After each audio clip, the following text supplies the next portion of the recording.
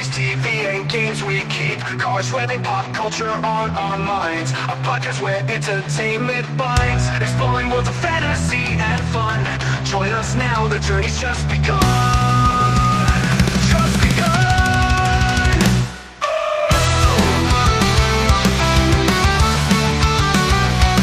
What's up, ladies and gentlemen of the internet? As welcome back, Connor said, guess who's back? It's us for what I'm going to call Volume 3. It's been a while. It's been a while. Yes, it has. A lot of shit has happened. So, yeah, we're back. I'm Wayne. That is Paul. We are going to talk some shit to you tonight. And by shit, I mean about all the kind of crazy things that have been going on in the land of TVs, movies, comic books, all things media. A lot of stuff has come out since last we talked. I remember when was it? We did it was February of last year. Was the last episode. Jesus Christ! So it's been over a year. Yeah, a lot of shit has come and gone and happened. World is a completely different place since last we spoke to the people. But I think we're just going to go about what's going on right now. Recently, yeah. The big thing that has happened this week that has gotten us back here today is Deadpool and Wolverine and the implications that now has and the things that were discussed at San Diego Comic-Con this past weekend. So, still being discussed. Still being discussed because, people on the internet like to bitch about stuff. It seemed like that was the only news. Like nothing else came out of San Diego. Diego. Like you said before, like earlier, like I think we'll see like other stuff at D23. No, not just Marvel. I mean, like... Yeah, no, there was nothing... No, I don't think there was any kind of big reveals for, like, Superman. Because the DC stuff hasn't really done anything. Like, they haven't started anything, really. They got a new logo. Yeah, that was about it. Like, yeah, like James Gunn's in, like, the very, like, opening stages of everything he's doing. The biggest thing they showed was the trailer for Creature Commandos. That was it. Yeah, the other Suicide Squad. Yeah, and I haven't even looked this... I haven't watched it yet. Peacemaker Season 2 will have Flag in it. Rick Flag. The senior or... Oh, are they just saying... I'm guessing it's going to be flashbacks. Because, well... I don't think he's come out and said whether or not his Suicide Squad movie is canon to new stuff. But I thought it was supposed to be Rick Flag Senior. Well, I mean, yeah, it's okay then. Because Rick Flag Sr. is in Creature Commandos, and Crossbones is playing Rick Flag, and pretty much Rick Flag in the Superman movie. So if he's going to be in Peacemaker, then it makes sense that he's actually playing Rick Flag Jr., which means Suicide Squad's not canon. Because he died. Yeah. They, non-comic, like, nobody else really, no other movies got announced, non-comic book wise. It's TV shows. It's not what it used to be. It's not like, which is why when everybody's like, oh, Marvel ain't go, like, yeah, because it's not what it used to be. They, it's going to go the way of, like, E3. All these studios and companies are going to just do figure out, do their own thing, like D23. And D23's been around forever. Yeah, just recently. Yeah, once they acquired, after it was there before they acquired Marvel and Pixar. It's been there. It's always been there, like investor kind of showcase. And then once they realized, hey, wait, we can make announcements here. We don't really have to show anything to the public. We can just let the information get out, and it drives up. It drives up engagement and hype that way. But that's exactly what Sony's been doing for, like... When was the last time they were at E3? Like, PS3? No, they... Were they there? It was PS4. They were there, but they haven't... I know they haven't been there for, like... They hadn't been there for years before the lockdown. They had been going for, like, 3-4 years before. So they were out, like, late 20-teens. Because Microsoft had a very little presence at E3 because they did their own thing. Microsoft's going to have even less of a presence going forward. Oh, they're going third party. Oh yeah, easily. I'm trying to think if there was anything like Lois and Clark. Yeah, they showed a Doomsday preview for the last season, which sucks because that's a really good show. They showed him fighting Doomsday in space. Yeah, that little clip. Which I knew was going to happen at some point because they've been setting up the ancillary characters the entire 3 seasons prior. Literally, Hank Henshaw showed up, so you had your Cyborg Superman plot laid out. You had the Eradicator technology show up in 1 season. I'm assuming all of this crap with Doomsday is going to lead to them having the blood to be able to clone Superboy. And then the animated My Adventures with Superman is doing the same thing because that show announced they're casting for a Superboy, and they showed the pictures, and it is the death of Superman. It's Connor with the leather jacket and the shaved side haircut and shit. They did show Penguin Season 2 trailer. They revealed it there and then released it online afterwards. And Cape Crusader, the Amazon Prime one, which comes out soon. Yeah, like a week or two. I think it's mid-August. It's already at 100% so far on Rotten Tomatoes. But people are already complaining because they gender swapped Penguin. Yeah. I saw somebody complaining about that today, and I'm like, Jesus Christ. It does not matter if Penguin's a man or a woman. Apparently, God. And they revealed who the voice actress was, too, for it. I can't remember. Yeah, Penguin is literally one of those characters where it doesn't matter. As long as he was, a rich kid at some point and, he turns into a mobster. That's all that matters. As long as the backstory's there. It doesn't matter if it's for the man or a woman. But, that was that same kind of hate that My Adventures with Superman got. They were so pissed because Livewire didn't look like she did in the Superman animated series, the animated universe. She wasn't running around in a fucking leotard with, her tits in the cutout. Because that's not real. Was that Laura Petty did the voice? I think so. It was either her or whoever did, because it had a high-pitched voice, so it was either her or whoever did Harley. No, Harley was... It was the original actress from... But she had that kind Livewire had that kind of voice. I want to say it was Laura Petty, Tank Girl, basically. But I like the new version of Livewire. She's like a fucking mercenary. What's wrong with that? What's wrong with that? That show is really good. Jack Quaid plays a really good Superman. It's just quite hilarious because he said he auditioned for... He auditioned...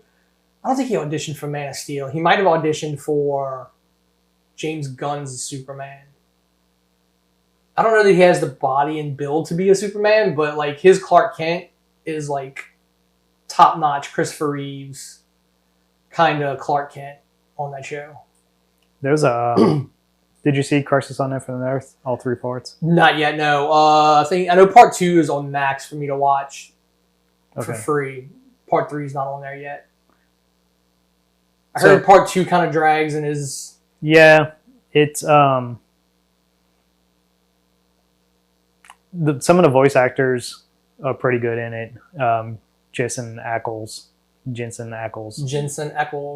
Yeah. Is Batman. It does a good... I think he's their animated Batman going forward. I think. Yeah, he's done previous Batmans. Basically, it kind of follows the comic book, but then by the 3rd one, it veers off from the comic books and kind of do their own thing because they have to tie it into the old Teen Titans. No, the Teen Titans movie that they did previous to this, where basically Darkseid came in and just fucking ravaged Earth because of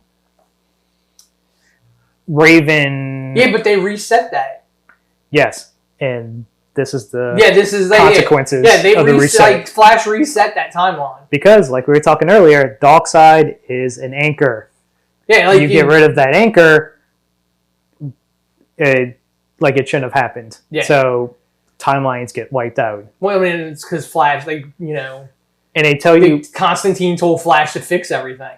yes, and kind of, it's going to be I can't explain it because it's basically spoiler for. Well, yeah, I mean, I know, 3. like, you know, just for the simple fact that I know Constantine told him to go fix everything, and that's why Constantine's the homeless guy. That was his punishment, basically. Yes. To, like, remember everything and witness. But it's so good. Like, they go to the, basically the negative zone, their little, The Phantom Zone, you mean? No. It's kind of like it's a space in between time and it's a place where they can hide in limbo, basically. Oh. They're not in any universe. The Anti-Monitor can't find them there. But somebody tells him where they are. He comes in and starts wiping out what little Earth's left. And I mean, I saw the Batman animated, Batman animated. Yeah, that sucked because that got spoiled for me before I watched it. I mean, they're the ones that put it out. Did they? Yeah, okay. That wasn't a rip. That was Warner Brothers put that out. Yeah, that was which kind of doesn't make sense, but I think, you know, as a way to just like, this was Kevin Conroy's like last actual official Batman. So that stupid Suicide Squad game doesn't count. That's his last. Like this is his. Yeah, last this is technically his last. Just like Chadwick Boseman's last official T'Challa was the What If episode. Yeah. And then there's another world that was kind of funny. I mean, I just like the interact from what I've seen, like in the first one, and then like what I've seen is like Batman's interactions with like the rest of like the extended Bat family that's not from his Earth, because like he doesn't. That's very irresponsible. Yeah, when he told Robin, he's like, that sounds very irresponsible. Yeah, so the third movie definitely deviates from the comic book because it really focuses on Batman. I mean, DC knows where its bread's buttered. Oh, yeah, definitely. But again, the fan base is just like that too, because look, everybody's shitting on Superman and the behind the scenes, like the set photos. It's like, bro, you don't even know what this movie's about. You've seen you've seen pictures from like basically one scene. So here's the thing, like with James Gunn taking over, when they first announced Guardians of the Galaxy and James Gunn, it's like, oh, the Scooby-Doo guy and the fucking guy who did Dawn of the Dead and Trauma movies is doing Guardians of the Galaxy, whatever. And it became like one of the most popular fucking set of movies they had. Because he does ensemble movies really well. Yeah, look at the Suicide Squad. Yeah, that was a real that is probably 20 times. I don't care what people say. I don't want the air cut. Like the first Suicide Squad movie sucked. Like the only thing that could make that even better is maybe if there was more Joker and I could see Jared Leto play a good Joker that just looks dumb. Yeah, high on fucking heroin. But you got the how great that movie was. Like he took a whole bunch of characters that you didn't really know about. Yeah, and you made them important. Made a great movie. You had fucking Starro as the villain. Yeah, like a villain you would never they would have never done, but he goes, "Oh no, we can do it." But it's so and again, his background is specifically tailored to make a character like Starro be on screen. Like his trauma and horror background made that work because he knew how to treat it. I mean, technically, his first superhero movie was Super. Yeah. Which was very good, starring And again, the whole reason... So, and again, just to shit on Zack Snyder even more, the only reason Dawn of the Dead is so good is because James Gunn wrote it and his cinematographer made it look really good. Are you going to watch the director's cut? The 3.5 hours of fucking Rebel Moon? No. I haven't watched either one of them. Well, they're going to release the director's cut. Yeah, I don't like that. To me, that was so... I'm assuming the only justification for that could be we want a PG-13 version to try and appeal to as many people as possible. Was the first one's PG-13? Yes. Oh.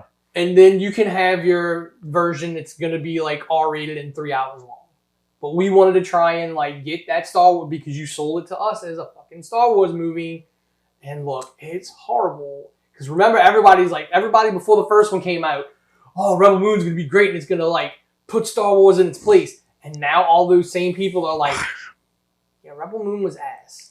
My guess is this is like, it's a Netflix streaming thing. It's like, if it's a huge hit, we have this fucking condensed version. But then we can get even more numbers because we're gonna release the fucking Snyder cut, the unrated. Well, yeah, and they'll sell it as that, and it's like, no, this is like, there's a like, and people want to shit on Kathleen Kennedy. It's like, she's the one that told Zack Snyder to kick rocks, so you're welcome. Yeah, she has some sense. They That's why, like, she's been around since well before. She worked for George. She was like, since the prequels. She's not. I mean, she's not making all like. She's trying different shit. Like, some of it works, some of it doesn't. I still think we could have got a really good, what was it, X-Wing movie, probably. Oh, Rogue One. Yeah. I mean, Rogue One. Yeah, I know what you're talking about. Yeah, it was just an X-Wing versus, like, basically X-Wing versus TIE Fighter. It was just going to be about pilots. It probably would have been decent. I don't think it would have been anything horrible, but they saw, like, Kathleen Kennedy's the one who said, yeah, no. So clearly something happened. Supposedly Mandalorian is just going to get a movie. Yes, it's always been. Like, it wasn't going to... Yeah. But there's still a chance that it could get another season, but it's all going to... Basically, all those shows are going to wrap up in a movie that Dave Filoni is going to actually do. Then he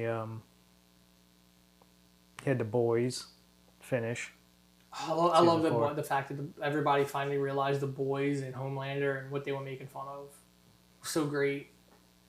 Everybody losing their shit when Kimiko told fucking Frenchie to kick rocks, and so he does, and then everyone's, oh, that makes no sense, and then they fucking end up together at the end because that's going to be the emotional fucking change. That's going to be the emotional fucking shot that's going to get her to talk again. Oh my god, it's like they knew what they were fucking doing. What sucks is... The worst thing is, like, not a lot of people watch Gen V.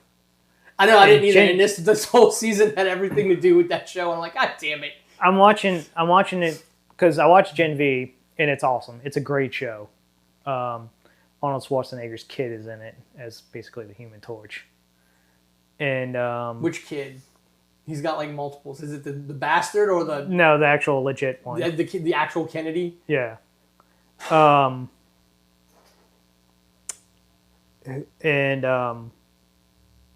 unfortunately, one of the lead actors died, like, right after the season ended. But, like, watching this season of The Boys and how it connected to Gen V, you kind of, like, there's the girl that controls blood. She's pretty much one of the most powerful soups. She can easily just do that. Well, I mean, that's technically the same powers that Victoria had. That's how she popped heads. Yeah. She can weaponize blood, basically. And so my thought was somehow the boys are going to break them out because they were set up as the... I mean, the whole last season is going to culminate in like a soup versus soup fight at the White House. Well, yeah, that's pretty much going back to Comic-Con. That was probably the other big news that came out that non-Marvel and DC stuff was the prequel show that they're getting with Soulja Boy and Stormfront back when she was Miss Liberty, and it's set in the 50s, and it's after World War One. Yeah, this is the commie stuff, and then supposedly they're saying, yeah, you're definitely going to see the very first version of the hero orgy, herogasm, or whatever the fuck they called it. Yeah. Because technically Soulja Boy said, he's like, yeah, I started this with Miss Liberty. So they're doing more spin-offs. The great thing is, like, Gen V and The Boys kind of goes hand to hand. Like, you watch the first couple seasons of The Boys, and then you watch Gen V, which takes place right afterwards. Mm-hmm. And then Gen V just go straight into the boys. So it's kind of like a bridge going to each spinoff show to each season. Well, yeah, I mean, the way they doing it with this, it's like season 3, Gen V season 1, Boys season 4, and then it's going to be Gen V season 2, and then the Boys season 5. Yeah, Gen V, they already announced 2025, and then the last season of the Boys, which people are kind of saying, I don't know how true it is, that Soulja Boy said this in an interview, that basically it's going to be a team up, like they're going to have to come together to take out Butcher, because he kind of goes rogue and he's going to start murking soups and shit like that for no reason. Well, it's not for no reason. It's the tumor has taken on the personality of the stupidest reveal. Like, it's obvious. Yeah, but there was some people who, like, again, it's not meant for people who can look at it and go, okay, I see what they're doing. It's meant for the people who look at it and go, oh damn, like I didn't see that. Like, that's what it's made for. They like, we knew he was seeing shit when if he just saw that dude first, you could have played it off. And you really didn't give it away until the doctor looked over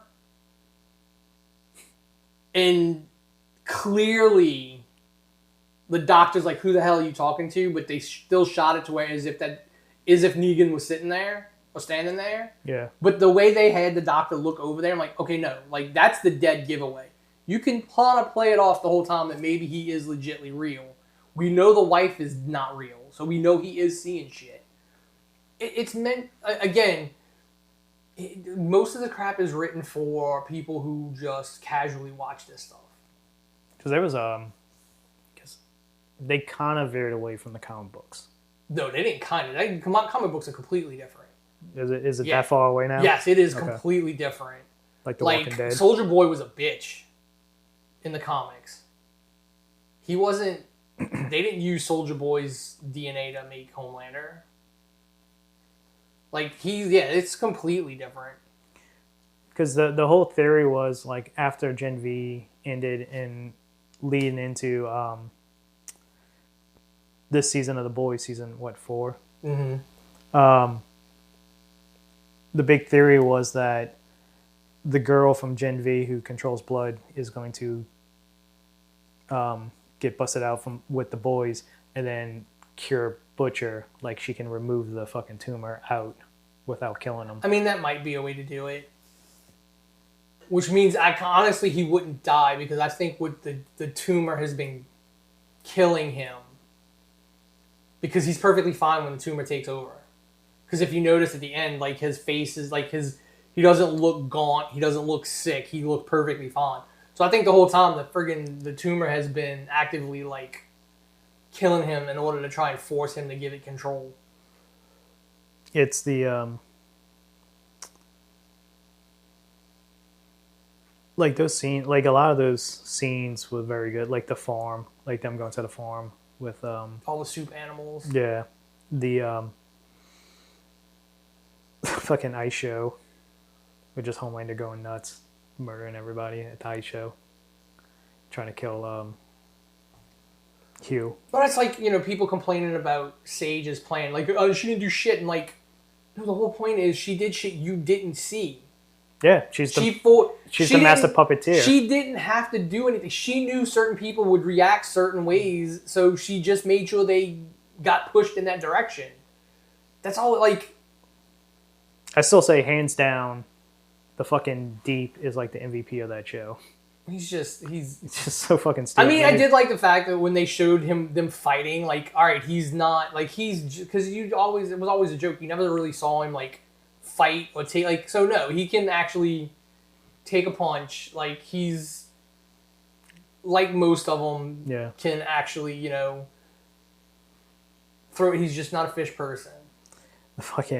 So Black Noir being an actual narcoleptic is part. They wrote it into the show, and there's like apparently they would take pictures of him. When when he would pass out on set, and he just, like, people would go take pictures with him, and then it's like people come bitching about Starlight looking skinnier and like, oh, she had plastic surgery. I'm like, no, if you know anybody who loses a crap ton of weight, just like fucking Mother's Milk. Yeah. Like, he lost a crap ton of weight and he shows. Like, I didn't even realize he's the same dude from Fast and the Furious.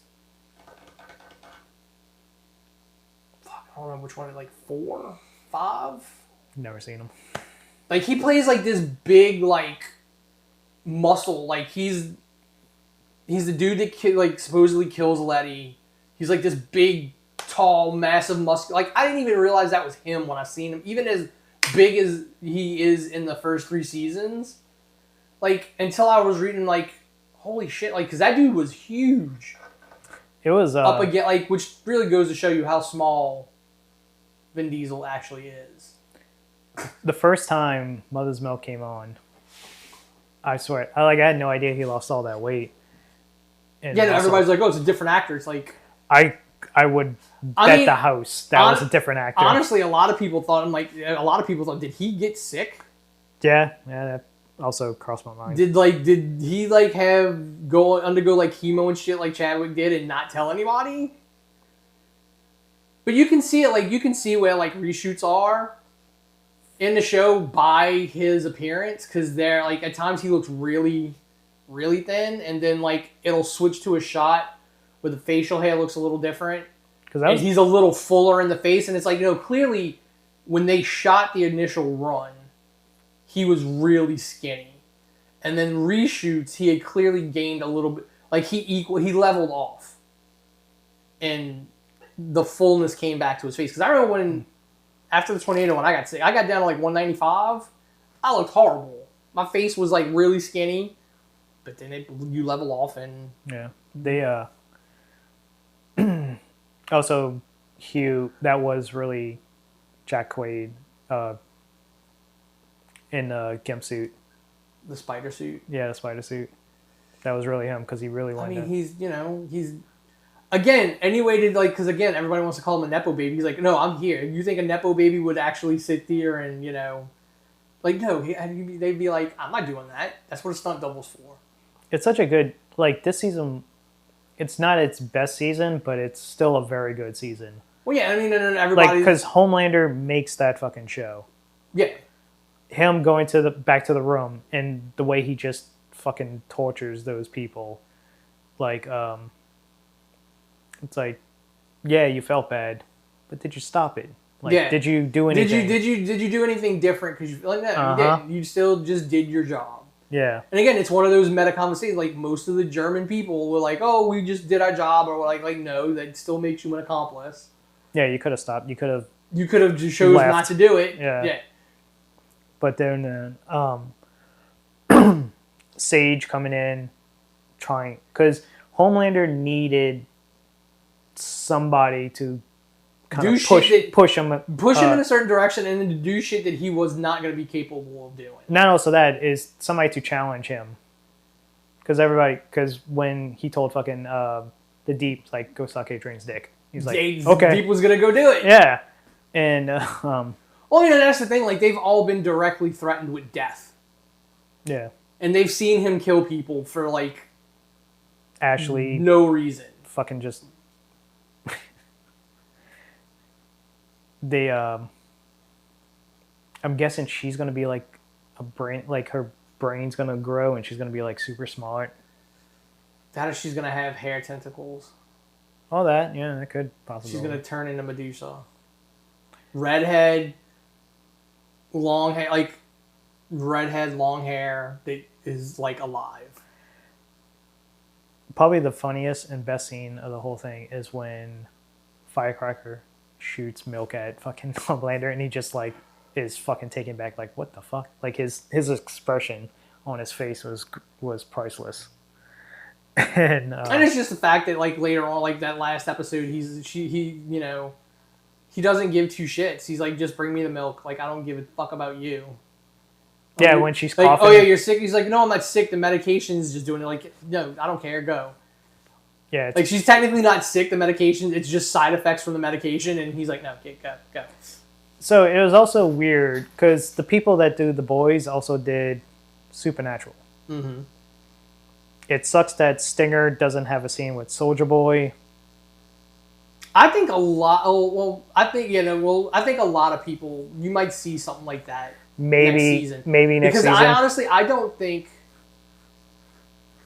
Here's the thing: the way I would do it, I would have Soldier Boy completely be redeemed by, like, the end of the last season. Like, him come out and see what Homelander has done. Because if anything, Soldier Boy was, like, true blue, red, white, and blue. Like, that wasn't made up. Like, that was, like, him. So I could see, and especially, like, at the end of, like, when last season, when he fucking basically told Homelander, "No, you're a fucking disappointment." Like, he doesn't agree with, like, anything his kid's done because it's ultimately been detrimental. And when he sees that his kid has basically fucking brought the country to its fucking knees for his own fucking like, I could see it's not going to be a Homelander clone that fucking I think it's going to be him and Soldier Boy.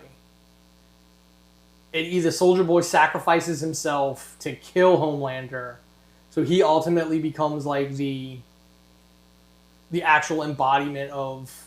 But I don't see, like, I see Soldier Boy, them waking Soldier Boy up, Homelander trying to go, look, I did all this for you, like, and him going, like, you destroyed the country I love. Yeah. It's also like you talked about at the end when Frenchie and Kamiko was trying to leave. And so her power, since you never watched Gen V. Well, I mean, I get it. She's like, she whispers, "Get in the van," and he does, because she's got mental. She controls people's minds By touch. Yeah. She has to be touching the person. Mm-hmm. That's why she has, you'll see in Gen V. And then the dude is basically It's like super strong and super shit. strong. Yeah. And it's such a heartbreaking moment because it's like they finally got together. They finally in love. And well, and again, that's why it's like people complained, "Oh, that's so abrupt that, like, they're not together now." It's like, no, like, if you've paid attention, it's the torture thing. It's like you want them to. Want them.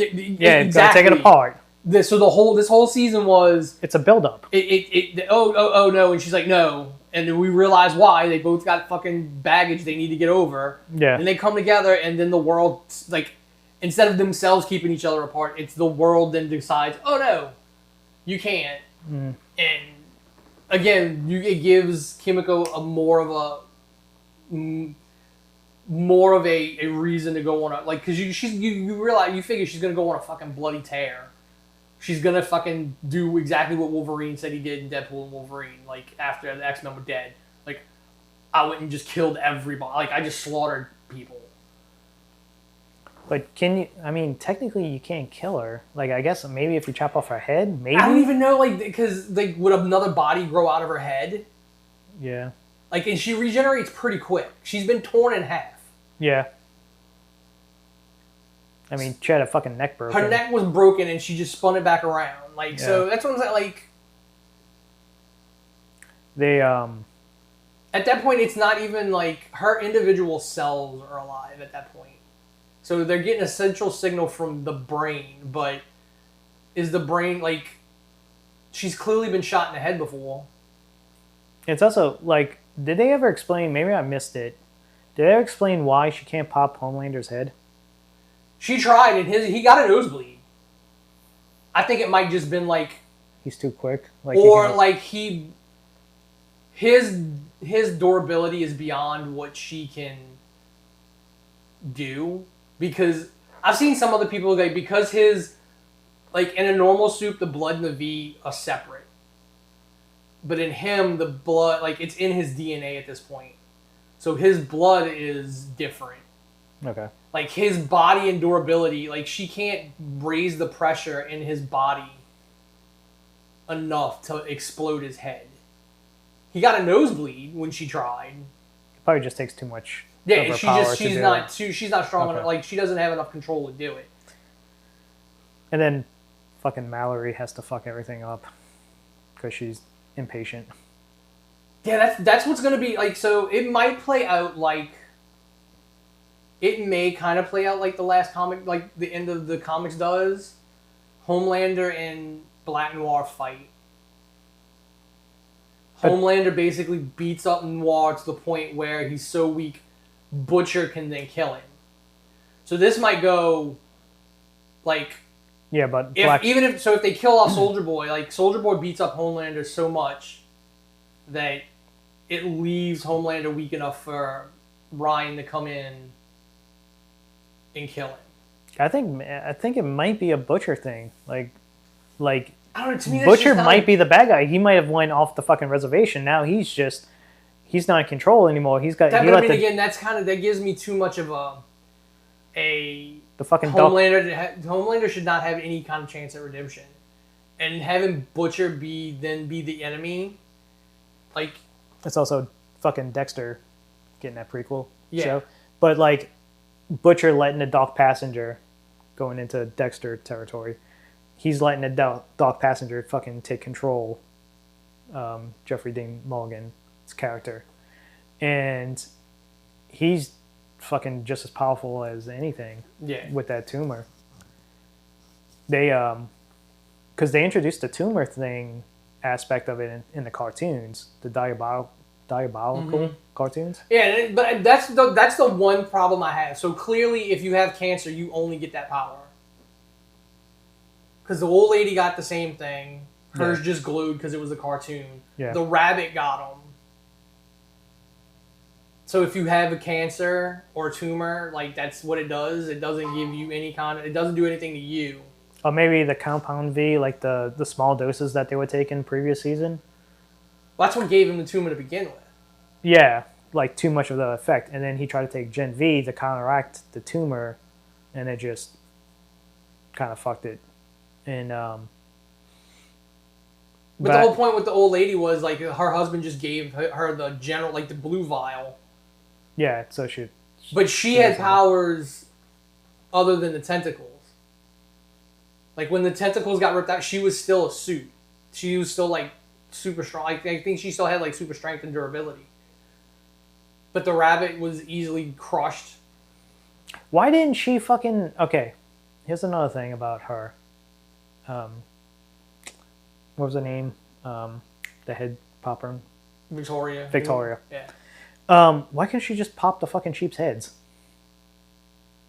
I don't know. Like, that's the one thing that bugged me about that episode. It's like, just fucking pop their heads. They're right there. Yeah, the way she, like... Her character was... And then people were like, why didn't she just pop Butcher's head or whatever at the end? When... I think the whole... Then people said, like, oh, she instinctively tried to pop the Homelander's head. That's why her eyes were changed. When she got blasted. Zapped. Yeah. I'm like, is that, or is that just, like, her powers, like, when she uses her power, like, I'd have to go back and look. Did her eyes change when Butcher shot her in the head earlier in the season? Which I think they did. Which probably means her eyes change whenever her powers are used. Well, even like her if you cut her eyes automatically change. She or also try and cut her, throw the acid on her. It's also Butcher went straight for the throat, so he was crushing a fucking windpipe and then grabbed her from others, so she might have not had time to really. Yeah, he focus overwhelmed. On anything. Yeah, he overwhelmed her, and to where she couldn't focus. Yeah. But again, she is she had super durability, and he ripped her in half. It's just like that whole ending is sad because her daughter unfortunately gets sent to the fucking it's Red the River. whole thing. Like she did this whole thing to keep her daughter out of the Red River. Out of Red River, and that's where her daughter ended up anyway. My issue is why did Giancarlo Esposito's character allow that to happen? He had a pardon, although granted he was on his way back to the prison. And she took him out, broke him out. So maybe he might not know. He's probably in hiding. But I mean, you would think Edgar would find out because clearly he had people that was still loyal to him. Real quick, Red River also is a very big part of Gen V because the first couple episodes take place there because that's where the main character, the one that affects blood, is in that. From what she accidentally did when she was a teenager. Mm-hmm. But yeah, I'm very excited to see where this goes. Well, that's like people were like, "Oh, and Annie just up and left Huey." I'm like, "Did you not pay?" Like, he literally tells her to go. He like shakes her head and just is like, "Go." You can't have them all get captured. Then you need somebody to. Clearly, there was a reason they went and grabbed the non-powered people. Yeah, and I completely forgot who that chick was. It was cool, but my issue is she's still in like the sweats. The hospital gown. And, She's still in the like the sweats from the hospital. Like, it's cool. I think it's cool that like they brought her back like out of the blue, like because she was super powerful. Yeah, because now you only got. She's a fucking threat, and I'm like, but she's still in. Because the only people you got out there is her and fucking A-Train. That's it. So they're gonna have to team up. Well, I mean, yeah, but we don't know if they just let Kimiko go. I don't think I don't think they let her I don't know. go. That's what I'm saying. No like, way. so either they let her go, like they're only taking the non-powered people for a reason. If they kept Kimiko, then it kind of throws off my theory. But like, if they took the non-powered people for a reason to kind of like they're gonna throw them out in front of everybody on TV and try and rally all the soups around. Oh, look, these people want you dead. What I really wanted, I was hoping for, is the last shot was all like the boys going across the front lawn of the White House and just all the fucking soups just kind of. I mean, that'll be that'll be like probably how one of the episodes ends before like the finale. Oh, you end with Homelander behind the desk, like in a comic book, covered in blood after he just killed the president and basically declared himself. Wait, he's because I mean clearly the Secretary of State, the Secretary of State is the president at this point. Yeah, but he answers the Homelander. The great thing is like how quickly Homelander just cuts him off, and just nope, this is me now. This is me now. Yeah, and which is why I think it's like you're gonna see an actual throwdown between him and Soldier Boy, because that's just it's too much to actually. That's good. It's too like I think you miss. If there's one person who can be redeemed from being an asshole, I think it's Soldier Boy. Unless it's Homelander wakes up Soldier Boy. Like, listen, I'm the guy who found you. You're going to be sleeping here being the fucking government's weapon. I'm going to give you a chance at a life. And you're my dad. Meet your grandkid. I think, so if anything, I think, but we don't know where Ryan went. He's going back to Homelander. I don't think so. You don't think? I think that's going to be part of the thing. They're going to have to find, like, they don't think... So, I think Soldier Boy will hang out with Homelander, but he's not happy. Because I think we're going to play into that, like, no, he really did love America, and Homelander has fucked everything up. I think they're going to try and find Ryan. And I think when Ryan shows up, like, that's going to be when, like, look what you did, like... Because What is the adage? The grandparents are never the way with the grandkid as they were the kid. Yeah. So Soldier Boy is still going to think Homelander's a fucking disappointment, but he's not going to treat Ryan that way. Because grandparents never treat the grandkid the way they treated their kids. Like, if you're going to do it, do that. Like, and then the only reason Homelander has stuck around because he was waiting for Ryan to show up. Because he wasn't going to let Homelander do to Ryan what... You know, he wasn't going to have Ryan turn out like Homelander. Soldier Boy has a very great cameo in Gen V. Does he? What did he... It's not a flashback. It's still set in present day. I can't tell you about it because it's just more spoiler stuff for the show, but he's very good. In a very small role he has in the one episode. But other than that, also you had Invincible. Keeping with Amazon Prime. Yeah, Invincible was good. Like, again, people complain, oh, it's so, like... Not every fucking... not every issue of a comic book is, like, balls-out action. And it's also... Like, you need the exposition to build up to a point where it pays off. Like, what is the point of, like, a fight every episode? That's not... This isn't a fucking battle fucking manga. You know how hard it is Japan. to animate? Yeah, like... that complicated scenes and shit like that, fights and Which is why exactly why like Bleach, Naruto, fucking One Piece, all these battle mangas from fucking Shonen Jump in Japan, like the animes are always have a shit ton of filler, and the fights never last. Like we're not getting a DBZ fight that lasts a season. how long it take for fucking Cell games to start? I know, or like getting a Frieza or fucking Boo. Jesus Christ! Yeah, took forever to get like, the Boo. cartoon had a shit ton of filler to pad it out, because if you just did, I want the action, it would be like 3 shows. And then I love the people online who go like, well, why didn't they just do this? Because then you wouldn't have a show. Yeah. It's also you're trying to tell a story. Yeah, like it's because it's the story. Yeah. Like if Butcher wouldn't have tried to save fucking Ryan last season, Homelander would be dead, and the show would be over. Because Soldier Boy clearly could have fucking killed him.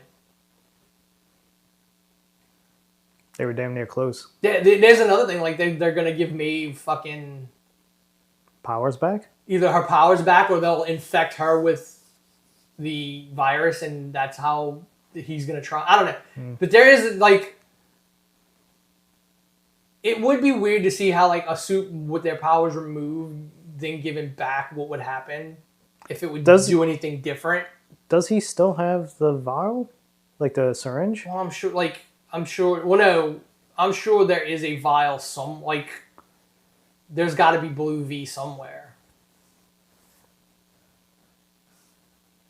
But again, like I saw some theories like that they were gonna infect Maeve, and it wouldn't do anything because she doesn't have powers. Yeah, she doesn't have powers anymore.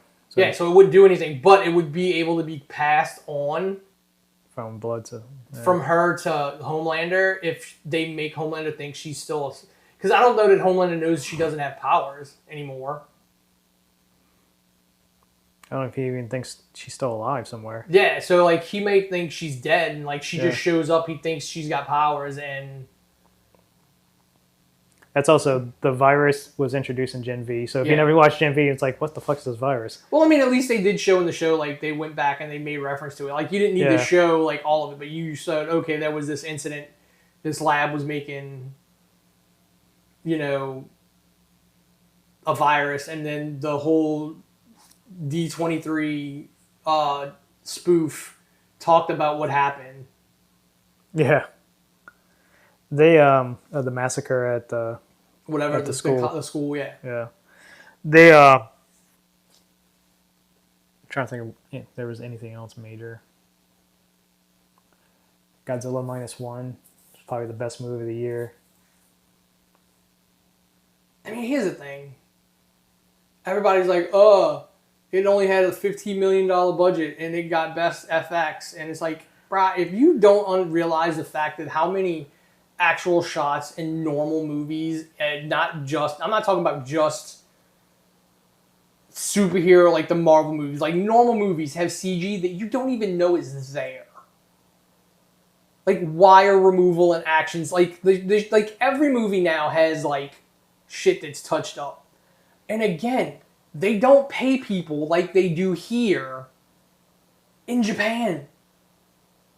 So those stars didn't make any kind of money. Like they all have like, I think, back end deals. So the movie has to make money for them to make money.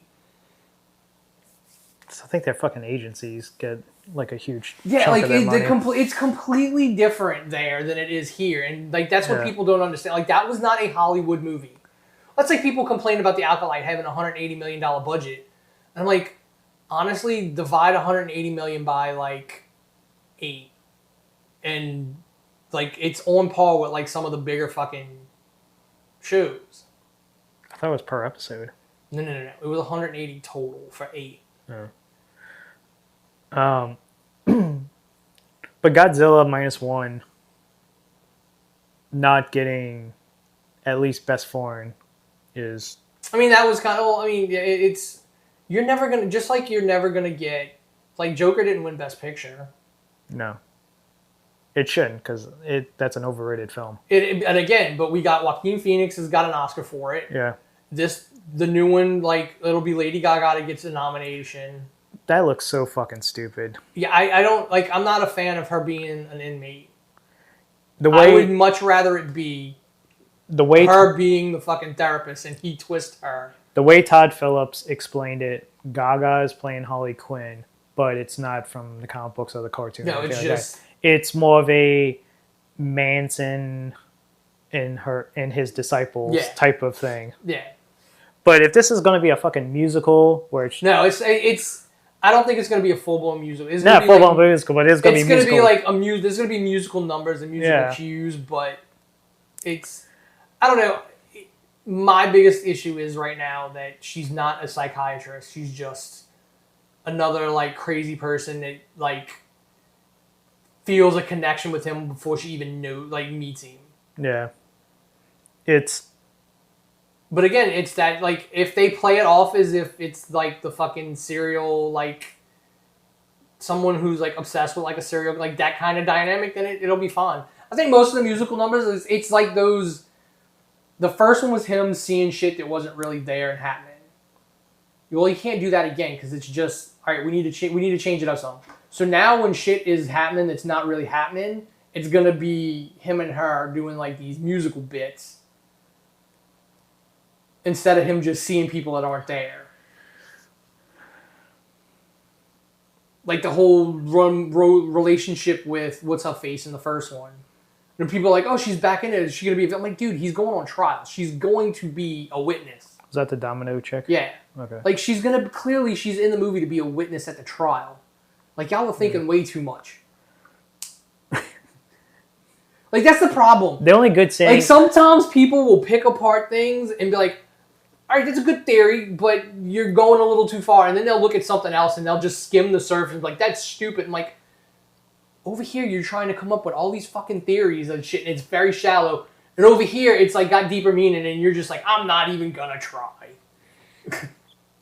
The only good scene in Joker is when he kills his coworker, and they got the little guy with him, and he's like, "Well, he's in this one too, because like he's got to be a witness." I'm he's guessing. Gonna be a witness, but he's also like the in the trailer the wedding chapel bit musical number they clearly show with him and Harley. He's like Arthur's best man.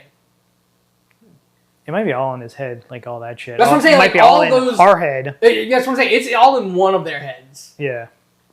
I think that's what it's going to be one of those ones where it's like, and it may be all in her head because you see her at some point in like a more red and black like costume with the lawns. It's like she clearly didn't get to walk into the courthouse looking like that. King Kong, the new one. Godzilla versus Kong. Yeah, Godzilla versus Kong. That was like I wasn't mad at that. Like it's clearly there is a difference between Japanese Godzilla and American Godzilla. Yes. Like those are two very different franchises with the same characters. Oh, actually, one question about that movie. Okay. If the bad apes, if they're trapped in that mountain and they couldn't get out until Godzilla let them out, who attacked that outpost? No, they weren't trapped in the mountain. I thought they couldn't get out. No, they could get out because he meets the small one and two of the other bigger ones outside. So they attacked Homeboy with the leader guy. He's the one who attacked that outpost. Or like his people. Yeah, they just couldn't get to the surface like everybody. Like everybody else is stuck down there. Like they couldn't get to. I thought they were trapped at a certain point to where all the that little area they were trapped in, and they couldn't get out to the until Godzilla showed up, and then fucking basically broke the barrier, and then that's how they got out to get into the warp zone to lead to Earth surface. No, I'm pretty sure they could get because clearly the little ape and the other two were out. I don't know. I thought I like it just because the movie was fine. It was fun. It was kind of like the old school Godzilla, that have no kind of real semblance of a plot. And it's just this fact that we had on this version of Earth, they just accept the fact that giant monsters exist and the city may get destroyed. We're not going to try and fight them. Godzilla might fall asleep in the fucking Coliseum. So fucking adorable. I love the fact that we have basically turned Godzilla into a grumpy cat, and the only thing that can calm him down is his insect wife. And him, who basically, if she dies, she just regenerates into a cocoon. And it's just them fighting in Egypt, just destroying every fucking. And it's like the simple fact, like but it's again, it's like Godzilla is just this grump who doesn't he doesn't want to have to deal with anybody. Kong is literally like, no, you listen, we have to go down the hole, and he's like, I don't care. We had an agreement. You stay down there, I stay up here. Mm-hmm. And then Mothra comes in, and Godzilla's like, all right. Like, it's like, those three have a great, like, that's why, like, those three have, like, the most adorable dynamic. Like, and the humans have basically just accepted the fact that, yeah, the cities are going to get fucked up from time to time. But, you know, clearly it's either the monsters that kind of keep the world from ending, or the monsters that will actually end the world. Trying to do like a speed round before we get to like the big thing. You ever seen The Gentleman? No, I have not watched The Gentleman. It's very good. I watched it a couple nights ago. Guy Ritchie, Netflix TV show, kind of in the same. I'm guessing it's the same universe as the movie The Gentleman, with Hugh Grant, Matthew McConaughey, your King Arthur guy, Charlie. I thought that's what it was. No, there's an actual series. It's an actual series. That's what I thought too. It's a series and it's episodic. It's one giant guy. You know how Guy Ritchie film. You have like chapters almost. Yeah, you have all these fucking players, and you introduce all these different players, and something happens to this one person, and it affects all these different gangs and mobster peoples and stuff like that, and it just comes together at the end, like a Guy Ritchie film. That's basically what the series is. I'm gonna have to watch that then. It's very good. Gus is in it. Yeah, I'm gonna have to watch it because I mean, the guy who plays the lead director guy is very good. Yeah, I don't understand the hate for Guy Ritchie.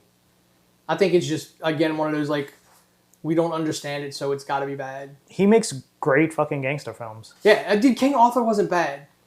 Like they told him make King Arthur a blockbuster, and he gave it his damnedest. What sucks is it's on Netflix, and they fucking rarely give fucking second seasons to. I mean, it all depends on how many. Like, it's gonna come down to. Apparently, it was very popular. It stayed in the top 10. That's the first couple months. That's what's gonna get it a second. Like that kind of engagement will be what gets it another season. Unfortunately, I looked it up after I watched the season. I looked it up to see if they still haven't greenlighted it yet. So I don't know. It'll be when they come in. He'll probably have to come with like a budget estimate. Like, what can you do for the second season? Guy Ritchie's going off. He's making he made the Ungentleman. Yes, I need to still watch that. The League of Ungentlemanly Warfare or whatever. No. The Henry Cavill movie about yes. But that's not the name. Because I keep saying that. It's Ungentlemanly Warfare something. Yeah. It's okay. At best. I don't care. It's still... Cavill's very good because he's a great actor and he's very good. It's basically Suicide Squad in World War II, loosely based on a true story. Well, it is based on a true story, and Henry Cavill's character is supposedly the legend is James Bond, is what Ian Fleming based James Bond on, was this guy in real life, and there's one scene that kind of was iffy, but it's a Guy Ritchie film. Great dialogue, good action. Yeah, because I think it's like $6 on Amazon right now. Yeah. Or $5 to rent. Because it's not free. It's not streaming anywhere? No, it's not free on anything yet. Because Ghostbusters, we just watched Ghostbusters the other night because it just went on the Netflix. Netflix, yeah. I heard it was. And again, I don't understand. Like, it was good. Like, I don't understand what else you want from a Ghostbusters movie. There was ghosts, there was Ghostbusters, and they had to save New York City. It's what it is. Yeah. I think people think too, like, people have too much of rose tinted glasses for that first one, and it's like The Paul Rudd one? no, like the first Ghostbusters movie. Oh, the very first. And it's 84. like, no, because it was new and hadn't really been, like, that was new then. The second one was basically the same thing. The Paul Rudd one, I really like that Paul Rudd one. And then this one is a continuation of that one. I do think Max Landis needs to get a fucking writing credit on it, though. Because I read his fucking Ghostbusters 3 script over a decade ago, and there's a lot from that script that is in this movie. There was, I mean, the first Paul Rudd one, it was good, but it's too long. Like, it's too dragged out. Like, nothing happens in the first hour. I mean, you gotta establish. Yeah, you gotta establish everything, but it takes too long to do it. And it's also, it's just relying too much on fucking, hey, remember this? But you have to, like, again, you have to, because if they tried to make one that had no connection really to the other ones, and people shit all over it. And it's also the Winston now is Iron Man. He's just like a billionaire. But like, I mean, so again, so that's the biggest bit that came. Like, I saw the parallels between that and Max Landis's Ghostbusters 3 script, because that in that script it was Zedman who like created like, so he played into like all the different Ghostbuster things that you'll see at conventions and stuff. Like all those like and they'll have like the patch with the state and the Ghostbusters logo or whatever. Yeah, it's the Seth Rogen movie that supposedly was going to happen, where it was just different sectors of, which is exactly what was in Max Landis's script. But in his script, it was Zedman who started all that, and that's who all comes to the rescue at the end. Except in his script, it's the return of. So they used he had the return of what Gozer or whatever it was from the original one. Yeah. The Paul Rudd first one did. Yeah. The Afterlife. They used that original villain, the original demon or whatever it was for that one. Landis had that in his, and then they had the like Ghostbuster core teams that come in and help at the end. But I don't buy the fact that these four guys that's been through so much and they're so fucking close, one of them says, hey, there's some shit out in Oklahoma we got to go deal with. And they just write him off as fucking crazy. But I think that unfortunately is when you have a character that dies, like you have to, so then you have to write in why he's off somewhere else. The team's not together anymore, and then that character's dead, and the other ones still aren't around. Like it's why Black Panther Forever, like Wakanda Forever, is not that great of a movie, because they chose to not recast T'Challa. So we now have to write a movie that says T'Challa died for some crazy ass. Why would he not tell anybody he was sick? It makes no sense for the character, but we wrote that in because we had to explain it. That's when you get bad. And it's not even like it's bad writing. It's like you've put yourself in a situation where I don't care how good you are at writing this, it's not going to come across well. And that's what Afterlife did. Like, you're right. It doesn't make sense that the other three would say he's lost his mind. Yeah. After all that shit you've been through. Yeah. All the shit you've seen. It doesn't make sense that they would, but when you have to write in a dead character for motivation for the whole movie, because I mean, they were both written by Reitman's, like, no, the first one was. No, they were. His son wrote His son was involved in Afterlife. Reitman's son did Frozen Empire. No, Reitman's son did both. Did he? I thought what's his face's son had something to do with the first with Afterlife as well. Oh, Ramis? Yeah. Yeah. It might have been. Was it Ramis? Yeah, I think it might have been Ramis' kid. You're right. That's what I'm saying. So like, that's why I'm like, as long as when people complained that he showed up at the end, and I'm like, You're talking about a He's a franchise that has ghost. to deal with ghosts. He's a ghost. Yeah. It makes perfect sense that he shows up. Yeah. How else are the kids are gonna know what's in the basement and how to use it? And, Yeah, like, Um. which is why, like, and again, like, I haven't heard anybody complain about the girl in Frozen Empire, but I'm like, yeah, it makes sense. We've established this is a world where ghosts exist. Yes, this happened. This works. It works perfectly. It's also, I think they introduced way too many characters in the first one, so when you bring them to the second one, then you have to introduce more characters. It's like, what are we going to do with fucking Well, I mean, I think Stranger the Things second kid? one. Well, I mean, I think the second one is you didn't really introduce a lot of new characters. You brought back a lot of characters. Like the mayor is still the same guy, or was he a reporter in the first one? No, he the was original two. He wasn't the. He was like the mayor's assistant or something like that. So now he's the mayor. So This man has no dick. yeah. Yeah. So now he's the mayor, and like, of course, he still doesn't like the Ghostbusters for some fucking reason, even though they literally have a news broadcast of like, yes, clearly the Statue of Liberty walked down the fucking street, and before that, the Stay Puft Marshmallow Man exploded. Like, but no, what they're doing now is just causing wanton destruction. So there's an auction that's going to happen either this week or next week, and it's a whole bunch of like Hollywood props, and they have the original fucking Stay Puft Marshmallow Man hat.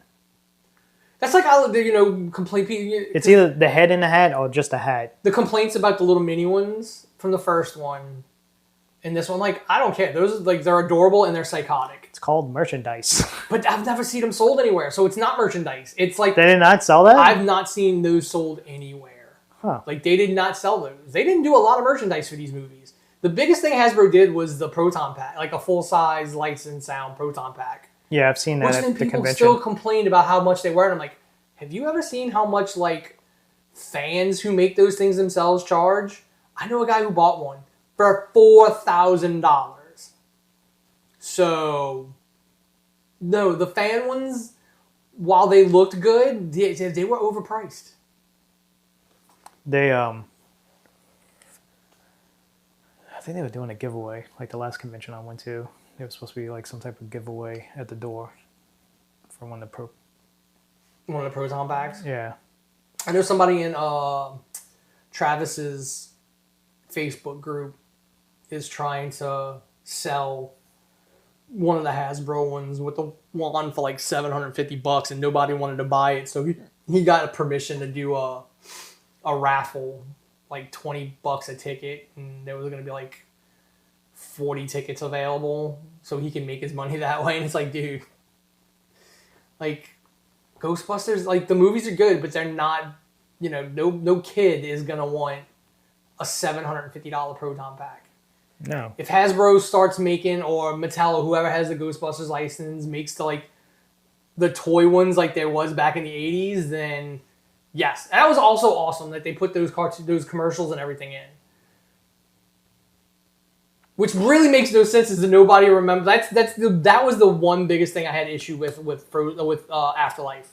I wish that everyone like literally forgot what the Ghostbusters were and did. Now I can see like the mom like keeping it from because she was upset, like, or, being estranged from her dad because of it. But clearly, what we've established in Frozen Empire was all the shit that we bought as kids, they actually sold in that universe. The theme song was made in universe. The only thing really missing is Rick Moranis. Yeah, but I don't think he does anything anymore. Yeah, he doesn't. He doesn't act anymore. He did a Mint Mobile commercial with Ryan Reynolds. Yeah, and that's about it. Ryan Reynolds can get anybody to do anything. Yeah. Because from what I understand, he isn't actually he's like one of the few like really awesome, upstanding people in Hollywood. Oh, he's Canadian. That's they. I'm trying to think of anything else before we get to Deadpool. Did you watch Longlegs? Not yet. It is not a horror movie. So it's being marketed as a horror movie. It is not a horror movie. It is a supernatural suspense thriller. The problem is that I've seen is it got way overhyped. People compare it. It reminds me of when the first Saw movie before that came out, and all the magazines, the forums online, because this is very early in the Early internet. Is that this is Saw was Silence of the Lambs meets Seven. And it's I like, think in the grand theme of the story of Saw, yeah. Yes. But they're saying that first one is like, it's an instant classic. It's a masterpiece. I mean, I think the first one is an instant, like the first one, first one stands on, like if you didn't do any of the other ones. If it didn't have the twist at the end, it's an average film. Yeah, well, I mean, but that's the point of the movie. And then they fucking ran into the ground. No, I like all of them. Like, no, I take that back. I don't like all of them. There is one I do not like, because it just... Saw 10? It's the one that takes place before all of them, with the wife. Jigsaw's wife? Yeah. It's like a... I don't remember which. It's not... It doesn't take place in the line. It's like... Yeah, I don't know. It was made basically to say she was in on it the whole time, kind of. Because those movies... But I liked Spiral. Like, I think Chris Rock was really good in Spiral. The problem is most of those movies are forgettable. You watch it once and it's like, all right. Yeah, you gotta... I mean, I watch them... Like, to me, it's one long story. It's not... They're not movies. They're like... That's what I would sit and watch, binge, like... If they were hour-long episodes, like that's a great binge-worthy series. Because the problem is, Longlegs came out and kind of stole the thunder of... God, what was the horror film before it that everybody was talking about? Oh, I can't think of it now.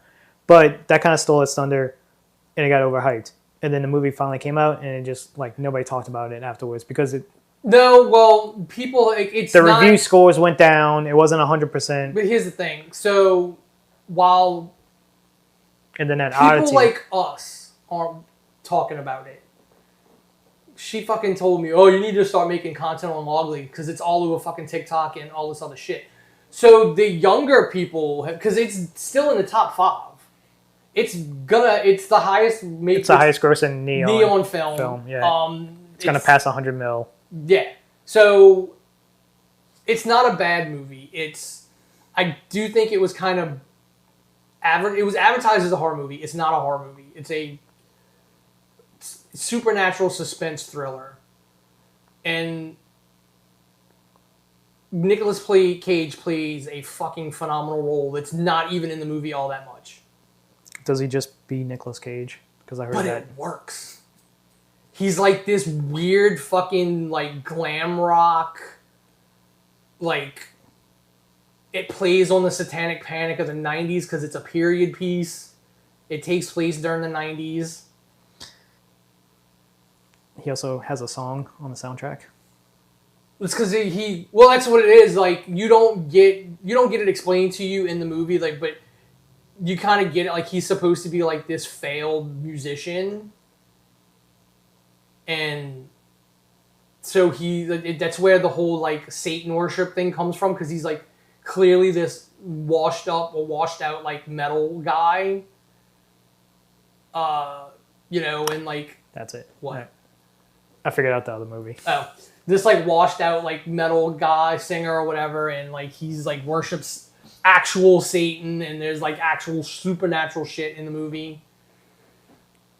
So the previous movie that I was trying to think of was Maxine, Ty West's third movie. That literally just fell out the top 10.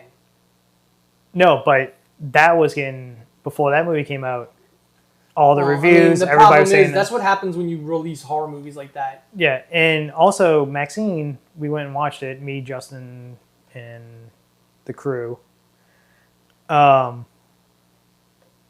That was also kind of overhyped. It's the weaker of all 3 movies. I mean, I don't even think... Here's the thing. Like, I don't believe in overhype. Because it's not like you're seeing... You put in your mind the amount of hype that you have behind something. Yeah, which we'll get into later with the Deadpool and fucking Wolverine. But I just want to... Like, it's... You see as much and want to see something as much as you want. There's no like, oh, it's overhyped. Like... Who overhyped it? Like, you did. That's why I never understand people who say, oh, this is just overhyped. I'm like, really? Because I was just waiting for it to come out, like, no one way or the other. So I don't know how someone else can overhype something to you. They, because Maxine came out, everybody loved it. Everybody was loving it before it came out. And then it finally came out, and then, oh, but now we got this Long Legs, so everybody's going to focus their attention on that. And Maxine is old news. I just think now Long Legs finally came out. That's old news now, and now it's that new movie Oddity or something like that. But either way, it's still like it's supposed to have like one of the scariest scenes in the fucking year. And look, and then the next Terrifier is gonna come out, and that's gonna be just as over. Like I don't get Terrifier, and the like it's gore porn. That's it. Yeah. Like it's gore. It's more gore porn than Saw is. If anything. But it's a actual old school horror movie. If anything, it's an 80s style slash. Yes. And it's also, it has a great villain. It has a art is but again, this is what I told Teresa when we were talking about, like, characters. It's like, you need Robert Englund to play Freddy. That is, like, anybody else who's tried to play Freddy, it's not worked. Because Freddy is Robert Englund. Pinhead is Doug Bradley. Like, Doug Bradley plays a very specific version of Pinhead. No one else who plays Pinhead is going, like, if they do their own version, it's not going to hold up. And if they try and do Doug Bradley, it's not going to hold up. Anybody can play Michael Myers. Anybody can play Jason. Art the Clown cannot be played by somebody else, even though he's in, like, full makeup and you can't tell who that guy. That dude does a lot of body acting. Yes. Like, that is a lot of, like, that isn't a vocal performance. That is a full body physical performance of Art the Clown. He's also going to be Steamboat Willie in the Steamboat Willie fucking because that's going Winnie the Pooh universe. That's going to add something to that's an entire other. Well, here's the thing. That's an entirely different argument of, like, why copyright law should be like, I created this, I own it forever, because making a horror version of Mickey Mouse doesn't add anything. I mean, technically it's Willie, it's not Mickey Mouse. Yeah, but I just want to say, like... they, Wonder Woman is in public domain in, like, 4 years or 5 years or something Batman, like that. Superman, and fucking Wonder Woman. Yeah. The Trinity is coming up close. So, Blood and Honey made a stupid amount of money because of just internet. Yeah. The good thing is, for part 2, the guy who wrote and directed it did the same for part 2. Basically was like, okay, let me get some real writers to do this. And they got a legit writer to write part 2. And it makes more, like, it's a way better film than the first one. I will say, as a premise, abandoned imaginary friends who kind of don't take it well is a good story. Yeah. Did it need to be Winnie the Pooh and Christopher Robin? No. The only reason that movie got attention was because Winnie the Pooh. It's Winnie the Pooh. Yeah. And he's doing Bambi. Again, like... And he's doing... is it Pinocchio? Yeah, like he's doing like a Disney horrorverse. Yeah, it's the Pooh-verse or whatever he calls it. Bambi, Steamboat Willie, I think Pinocchio. At some point it'll be Peter Pan. Like, it's... Some of these he could probably already do. But you can turn all that into horror films. Like, Peter Pan is a guy who fucking sneaks into little kids' bedroom, kidnaps kids. But he doesn't want to do just Peter Pan. He wants to do Disney's version of Peter Pan. That's the problem. Like, he can do a Snow White, but he doesn't want to do Snow White. He wants to do Disney's version of Snow White. It's like he didn't want to do Winnie the Pooh. Like, he wanted to do Disney's version of Winnie the Pooh. You want to see a horror story? Do the backstory on the guy who played Peter Pan in the cartoons, who did the voice and did the mocap and all that stuff. I mean, that's just a fucking tragic fucking story. Yeah. Like, they fucked that kid over horribly. Yep. But that's how the old studio system was. Like, if they had no use for you anymore, you're done. Bad Boys 4, pointless sequel. I have not seen it. It still made a decent amount of money. It made it because it's Will Smith and Martin Lawrence, but it's like I don't care what they say. Like you need Michael Bay for those films because 3 and 4 fucking suck. 1 and 2 is great, and those are the Michael Bay movies. I still like the first one is probably still the first one. I love the second better than the first. I don't know. I like that. That first one is just as a standalone fucking movie. That first one is just... My thing is this. Like, with the fourth one, like you see in the trailers, oh my god, somebody's trying to set up the old captain because he was getting too close to dirty cops and shit like that. Mm-hmm.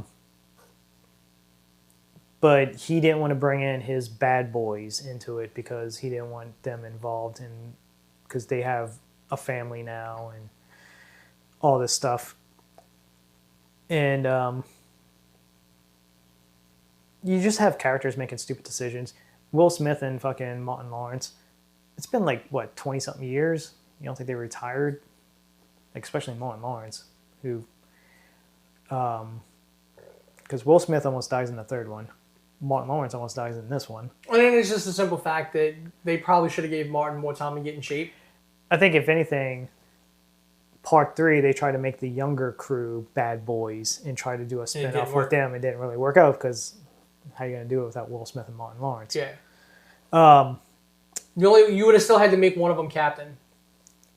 So the only people they bring back from that crew from 3 is Jessica Hutcherson and the dude, like the tech guy. Mm-hmm. That's it. It's rated R, so it's more cursing and violence and stuff like that.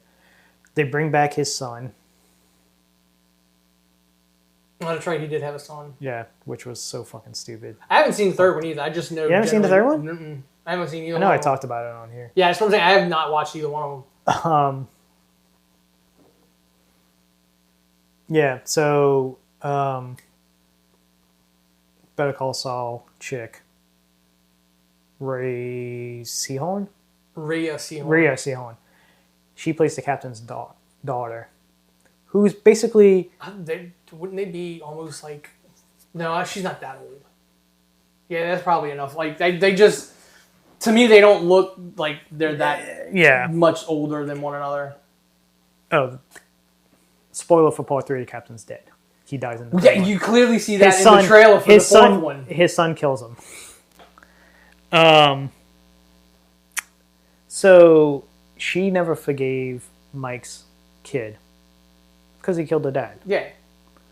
Mike is like, no, I'm trying to make him good, blah, blah, blah. So, they get set up by the corrupted cops and stuff like that, who can magically make the captain look dirty by just transferring money into his fucking account. And they stole that from... they stole that from Brooklyn Nine-Nine, you know? Yeah. There's millions of dollars in this account with your name on it. And it's like all these cops, because they get set up because they're doing a prison transport of his son. So they try to kill them in a chopper, make it look like fucking Will Smith and Martin Lawrence went rogue and tried to break out his son. And they killed the helicopter pilot, the plane, the helicopter crashes and they die. And that covers everything. And the corrupt cops get away with the money and shit like that. So they survive. So they go on a manhunt. The captain's daughter is a U.S. Marshal. Of course. And she almost gives that fucking Tommy Lee Jones speech because they're in the swamps of Florida. And she instantly no, fuck that. Will Smith and Martin Lawrence are fugitives. Shoot to kill. Even though I've been knowing them my whole life. I know they're fucking good guys. My dad loved them. But nope. Fuck that. I get the son. Is shoot to kill. Yeah, not the other two. And then it's so fucking obvious. Like, you can see a mile away on how she's going to turn around on the son because the son puts his life in danger and saves her daughter who's been kidnapped by the corrupt cops. So he basically almost dies saving her daughter. So it's like, has him in the sight. The whole movie's like, no, I'm going to shoot that motherfucker dead the minute I see him. And then the little daughter jumps in the way. He's like, no, Mom, she saved my life, blah, blah, blah. And he's like, I give you the count to 5. And then they fucking take off. I mean, that's an old ass trope. Yeah, you bought yourself a head start. Like, that's exactly. all it is. So he puts him in a fucking boat and like, all right, go that way into the fucking swamps of Florida. So yeah, it's decent, funny, but it's just like the writing's bad, the plot's bad, the fucking. I mean, it's so cliche action film. That is one of the movies then that like clearly this was kind of like you're missing. This is a cash grab. Yeah. This is a filler. This isn't a natural progression of the story or anything. Like 3 and 4 weren't natural progressions of the story.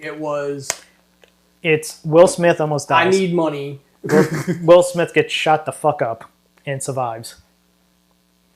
And then he finds out that, oh, I went undercover. This cartel chick who runs a cartel, I got too close to her. We had sex and had a kid. I had no idea she had a kid. And when we busted her, she was pregnant. She was just beginning to be pregnant when she got put in prison. So basically, his son is Bane and was raised in prison. I was born of the dog. Exactly. So you only adopted the dog. So yeah. So that's basically part 3 in a nutshell. That's what it is. It's like those weren't natural progressions. Like because it had been so long, it was literally, hey, we can make a Bad Boys movie and make some money. Yeah, it's still gonna make a shit ton of money. Yeah, like no matter what. Whereas, like, if you'd have did it a natural progression of sequels after the second one, you'd have probably made more money. But Will Smith needed good PR. Yeah. So he did them. Beverly Hills Cop 4. That is a good I can't find much wrong with it. Like it's good. Like. It's good, but it's another like... I do like the fact that we've completely forgotten about the failed TV show. Yes. Like, he has a daughter now instead of a son. So, my gripe with that goes back to Ghostbusters. You two have been partners for 20-something years. But at least they... I'm not going to believe you because I fucking... The obvious Kevin Bacon... Yeah, but I mean, trained that dude. At least they address it in this more than they address it in Afterlife. It's kind of just glossed over in Afterlife. And it's also, this movie is exactly like Ghostbusters, the first Paul Rudd. It's hey, remember this? But I mean, I think if you're going to do one again where he goes back to Beverly Hills, like that's natural. That's a natural way to do it because, again, his daughter moves to Beverly Hills. So she now has a relationship with all the people that he had a relationship with. Yeah. So it makes sense that they show up. And we know cops stay cops forever. So it makes perfect sense that Taggart's now in charge. And it kind of makes sense that Billy, it kind of like Taggart not believing Billy is a stretch. But it's not a stretch that Billy got tired of the police force and became a PI. It's the fact of of just watching that, and it's just like, man, this is the Eddie Murphy that everybody fell in love with, and like him hitting his jokes, doing his thing. I mean, that's what I'm saying. Like, it's like, where's this Eddie Murphy? Well, I mean, he's been doing all these family movies and everything for like 20 years. Yeah.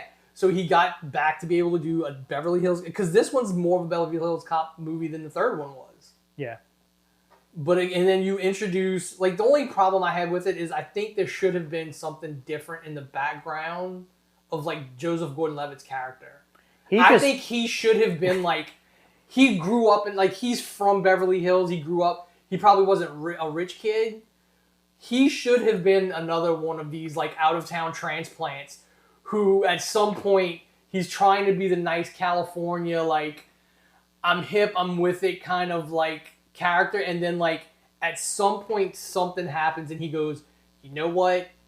You know where, when he actually goes, you know where I'm from? And then he like drops like, I'm from fucking New York. And he like just fucking starts going like, he was basically he's playing the character because he's trying to hide his past. He's like, no, I'm trying to be the California fit in guy, but I literally grew up a poor fucking kid in New York. I know what the fucking streets are like.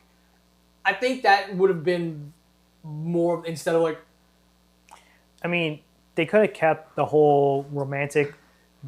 I think angle that's what I'm with saying. But the reason she left is he was too of much of the California, but then when he shows his real. If anything, she should have left because it's like you remind me too much of my dad. Yeah, well, again, you're too much of a cop. And it's also the sheer fact of his character just fucking disappears after that shootout at the fucking mansion. Yeah. He's not at the hospital. There's got to be you would think there's got to be something. There's got to be stuff that's deleted. Missing. Yeah. You would think he would be there. He would be there, and also you start to play off they're starting to get back together. Yeah. And him giving his blessing. But because he should have shown up in the backseat of the car at the end. That would have been the perfect because again, I like Joseph Gordon-Levitt as a character. If you'd have made him a little bit more like Eddie Murphy, more like fucking Axel, you could have gone, you know what? I can make a fucking Beverly Hills Cop movie with fucking Joseph Gordon-Levitt, who is kind of Axel Foley-ish. Yeah. It's also, going back to Bad Boys, Reggie from 2? Yeah. So, he's not an actor. No, he's a basketball player. Yeah. And he just randomly tried out and got that part, and he's been in every film afterwards. And that's his only credits, is Bad Boys 2, Bad Boys 3, and Bad Boys 4. Bad Boys 4, he's a fucking... A Marine. A super badass dude. And that's basically his only part in the whole fucking film, is he murders a shit ton of fucking mercenary people. Which would himself. Which would be a great, all right, you're going to... He doesn't talk. When you get out of the Marines, you're going to go be a cop. Yeah. And Bad Boys 5 is Reggie and, a new partner. Because it's so funny. Because Bad Boys 2, the Reggie scene is, one of the funniest scenes in anything. It's damn near third. You ever made love to a man? You need to get a job. I'm a U.S. Marine, sir. Yeah, it's like... Did you need to get deployed? You need to get deployed. It's like, I just did 2 towards the duty. Well, that's pretty much his whole fucking thing in the whole movie. And then at the end, they attack Martin Lawrence's house, so he has to protect his wife. Regina and the kids. Yeah. Martin Lawrence's kid, yeah. His wife, and then Martin Lawrence's wife, and I think Will Smith's new wife. Yeah, because he's married. Yeah, he gets married in this movie. And so, classic fucking badass. Him by himself, just murking the shit out. I was like, where's the backstory? Where's the back movie on Reggie? Jesus Christ. Again, that's what you, Bad Boys 5 should be. And then he gets out of the Marines and becomes a cop. And he's like fucking Murtaugh. And that plays into the joke at the end of, when he wants to barbecue. He's like, is that motherfucker still fine? He can barbecue all he wants. He killed 15 people in my house and saved my family. He can do whatever he wants. And, but yeah, I had to look him up, and it was like, he's only been in 3 films. And it's just the Bad Boys films, and that's it. And they keep bringing him back because they like him. I mean, but again, the way he played that character in the first one, it's like, are you acting or are you honestly scared? It's how great that scene is because it's all improvised. Yeah. But I would sit there and go, all right, we're gonna play Reggie, but you're gonna be a cop, and we're gonna find a mouthpiece to put with you. So don't worry about it. We just need you to keep acting like Reggie. And here's the thing, the big climax scene at the end, they go to the abandoned fucking alligator farm in Florida, where the fucking alligators still live for some reason. A giant albino fucking alligator. So they get their little fucking crew together to go do this. They don't get fucking Reggie. Well, I mean, honestly, at that point, I guess Reggie stay with the family. I guess, yeah. But it's like, no, I want Reggie with me. Yeah. He just murdered a fucking house full of people. No problem. It was nothing. Yeah, that should be Bad Boys 5. One of them's the captain, either Martin or Will Smith's the captain, and Reggie gets a new partner. Reggie, The problem, the only problem with that is like the Bad Boys dynamic is both Martin and Will Smith a great speaking. They play all so then Reggie you then go the straight guy in the mouth. Yeah. So you would need to find someone who is very comedic. You would need to turn Reggie into Danny Glover. You would need to find a Murtaugh. Like just a nut who is like another, like go find like somebody, his backstory is he's special forces and he's a little touched in the head. Like that would be a great, like it's Lethal Weapon and fucking Bad Boys in one. They bring Michael Bay back. I don't know if Michael Bay does any movies anymore. I don't think he hasn't done one in a while. Yeah. He still gets producer credits on everything now. He's somebody else now. He's still getting money off the Transformers movies, and it's why they're horrible now.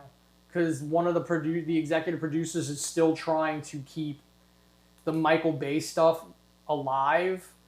And it's like, I think if they went completely away from the Michael Bay stuff, maybe Michael Bay would lose his producer credit. That dude might lose. Like, I don't know what it does. Something seems weird.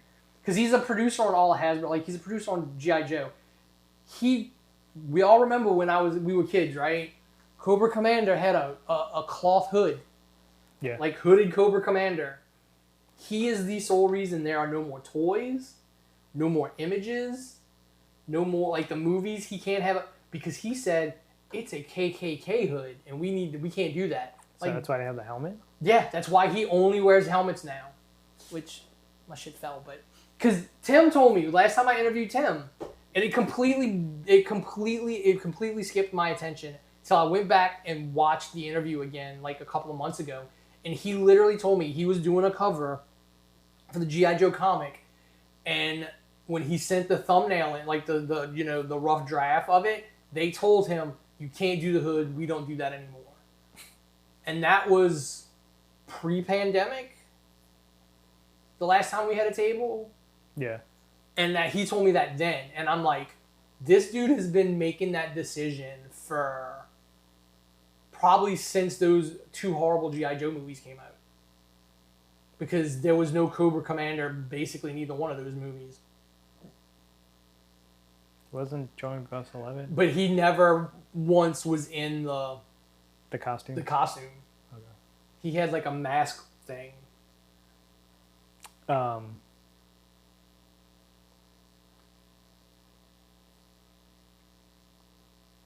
I'm sure I'm forgetting a lot of stuff. Probably so. I mean, but we can do this in another episode. But I mean, like we talked about earlier, I enjoyed The Acolyte.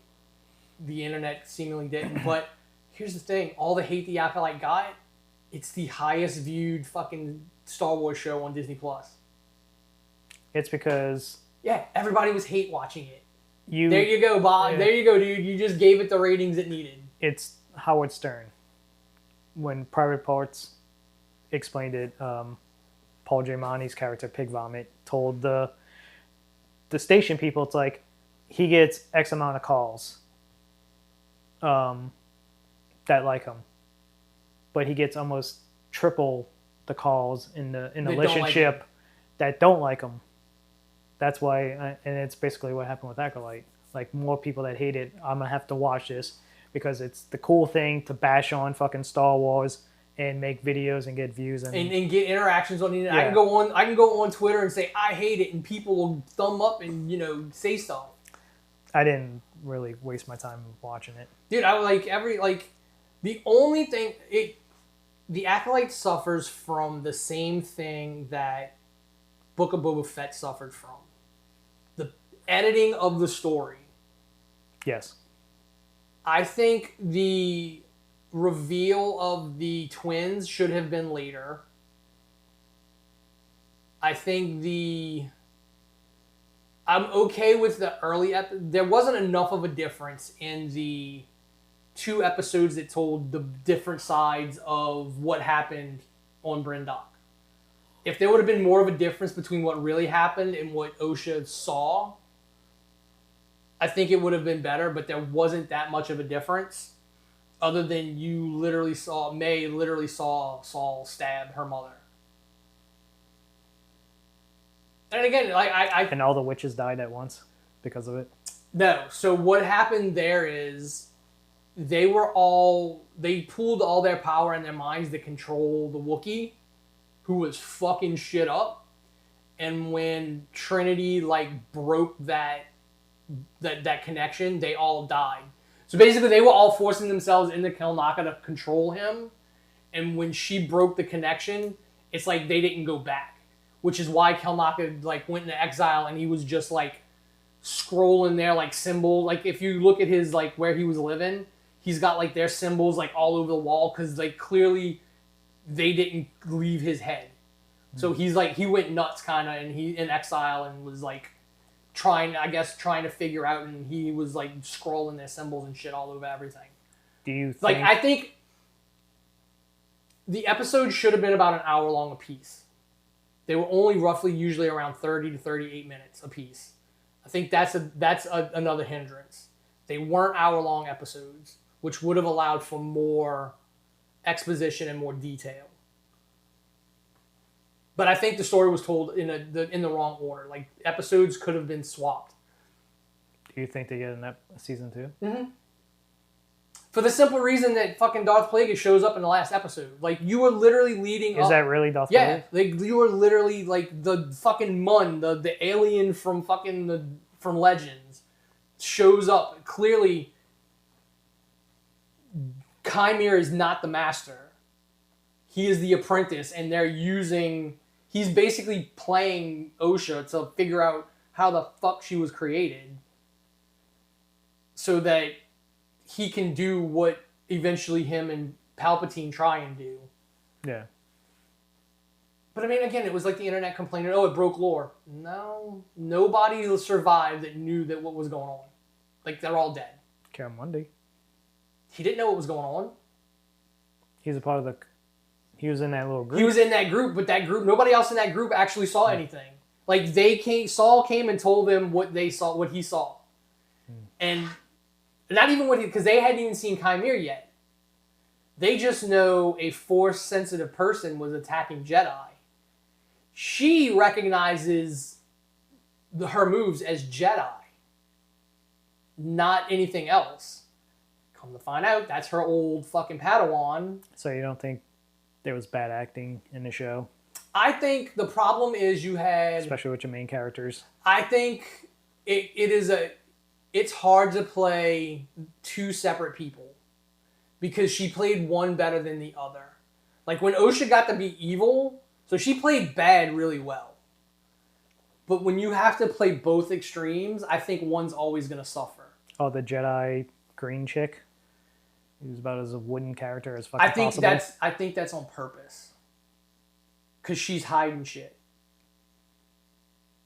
And again, when in Phantom Menace, Qui-Gon goes, it was a Sith.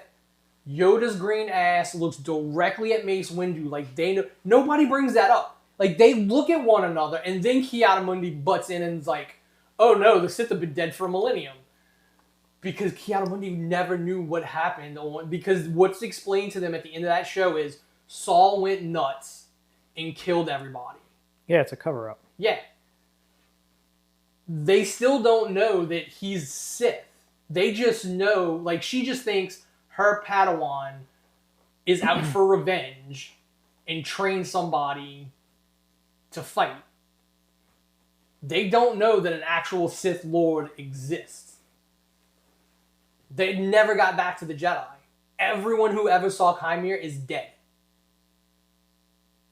Everyone who ever saw a red lightsaber is dead. That's how stories play. Like, that's how you tell a long-form story. Like, nobody in that show who knew...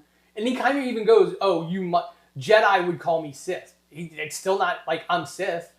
Like, it's like, you may call me... But again, the whole High Republic era was filled with, like, Force cultures that use the Force in different ways.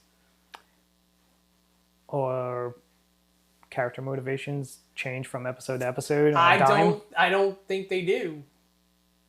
I don't think they do. I think Osha switches sides when she sees that clearly what she was told wasn't true.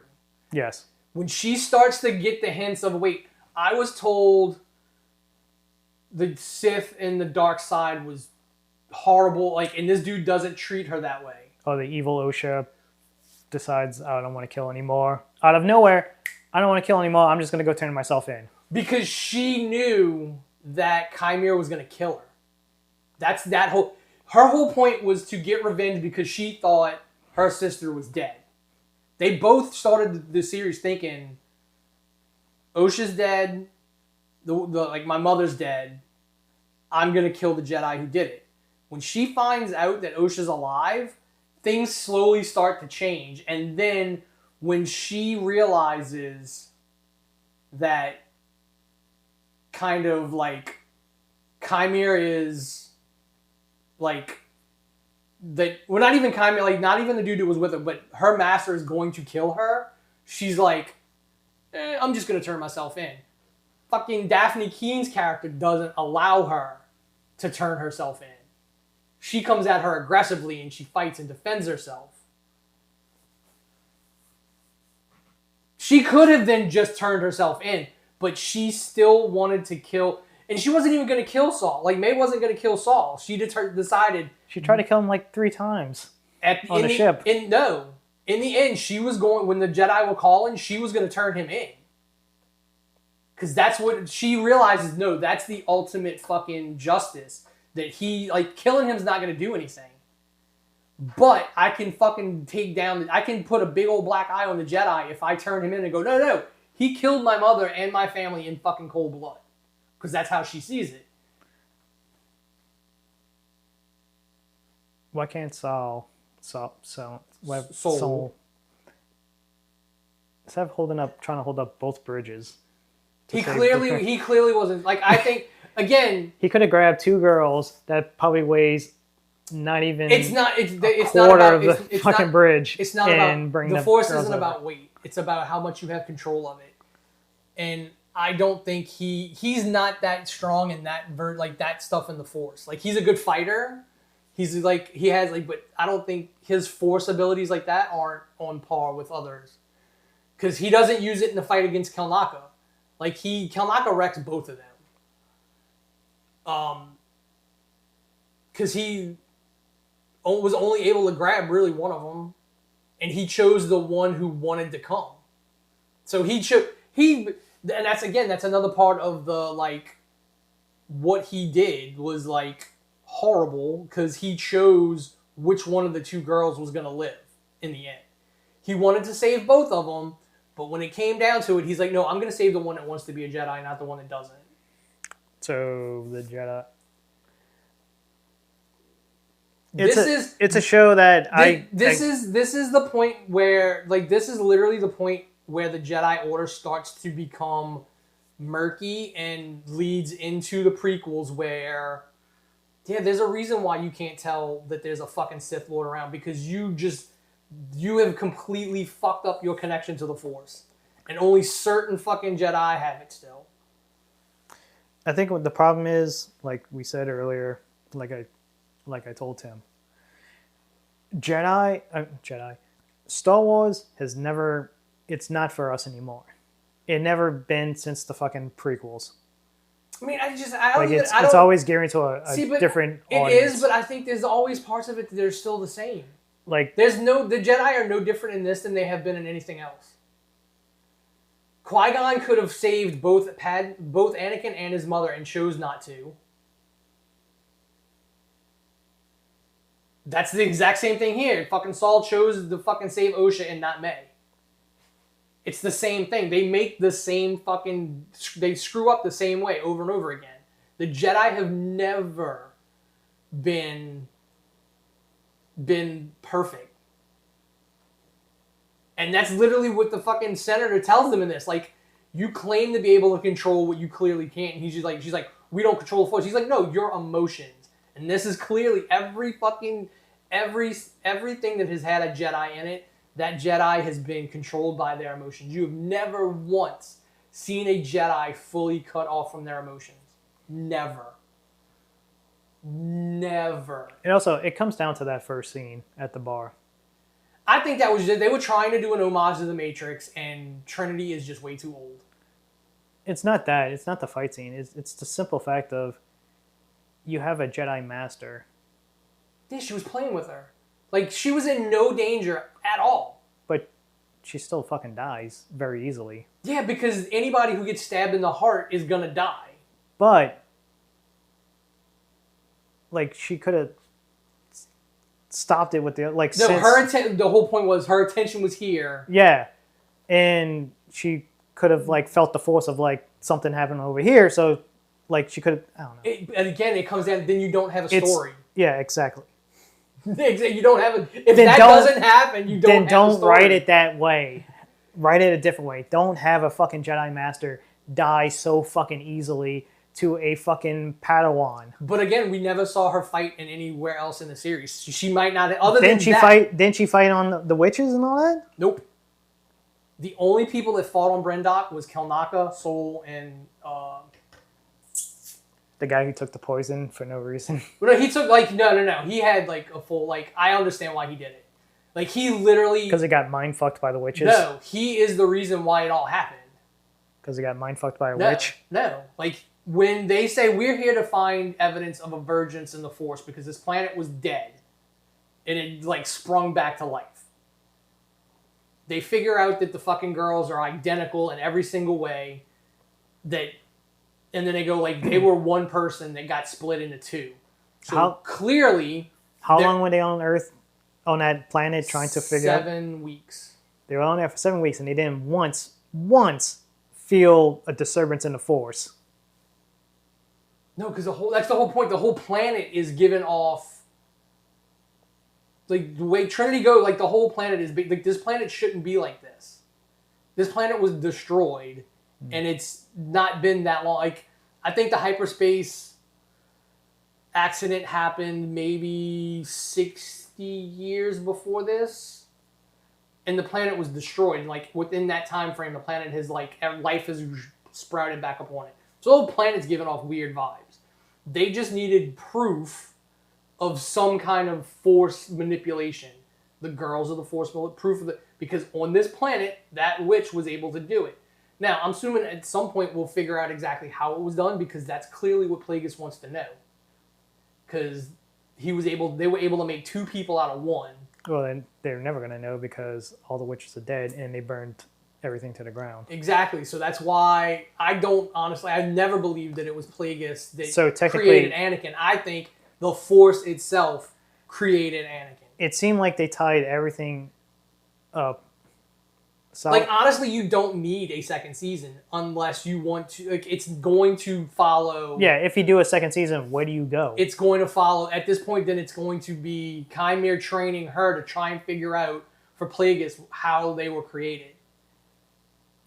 Because he wants that to be able to live forever, but he never finds it. There's too many plot But this is literally everything this was in Legends. Like, that's why I don't get people who are complaining. You want the EU? Here's all the shit that was in the EU.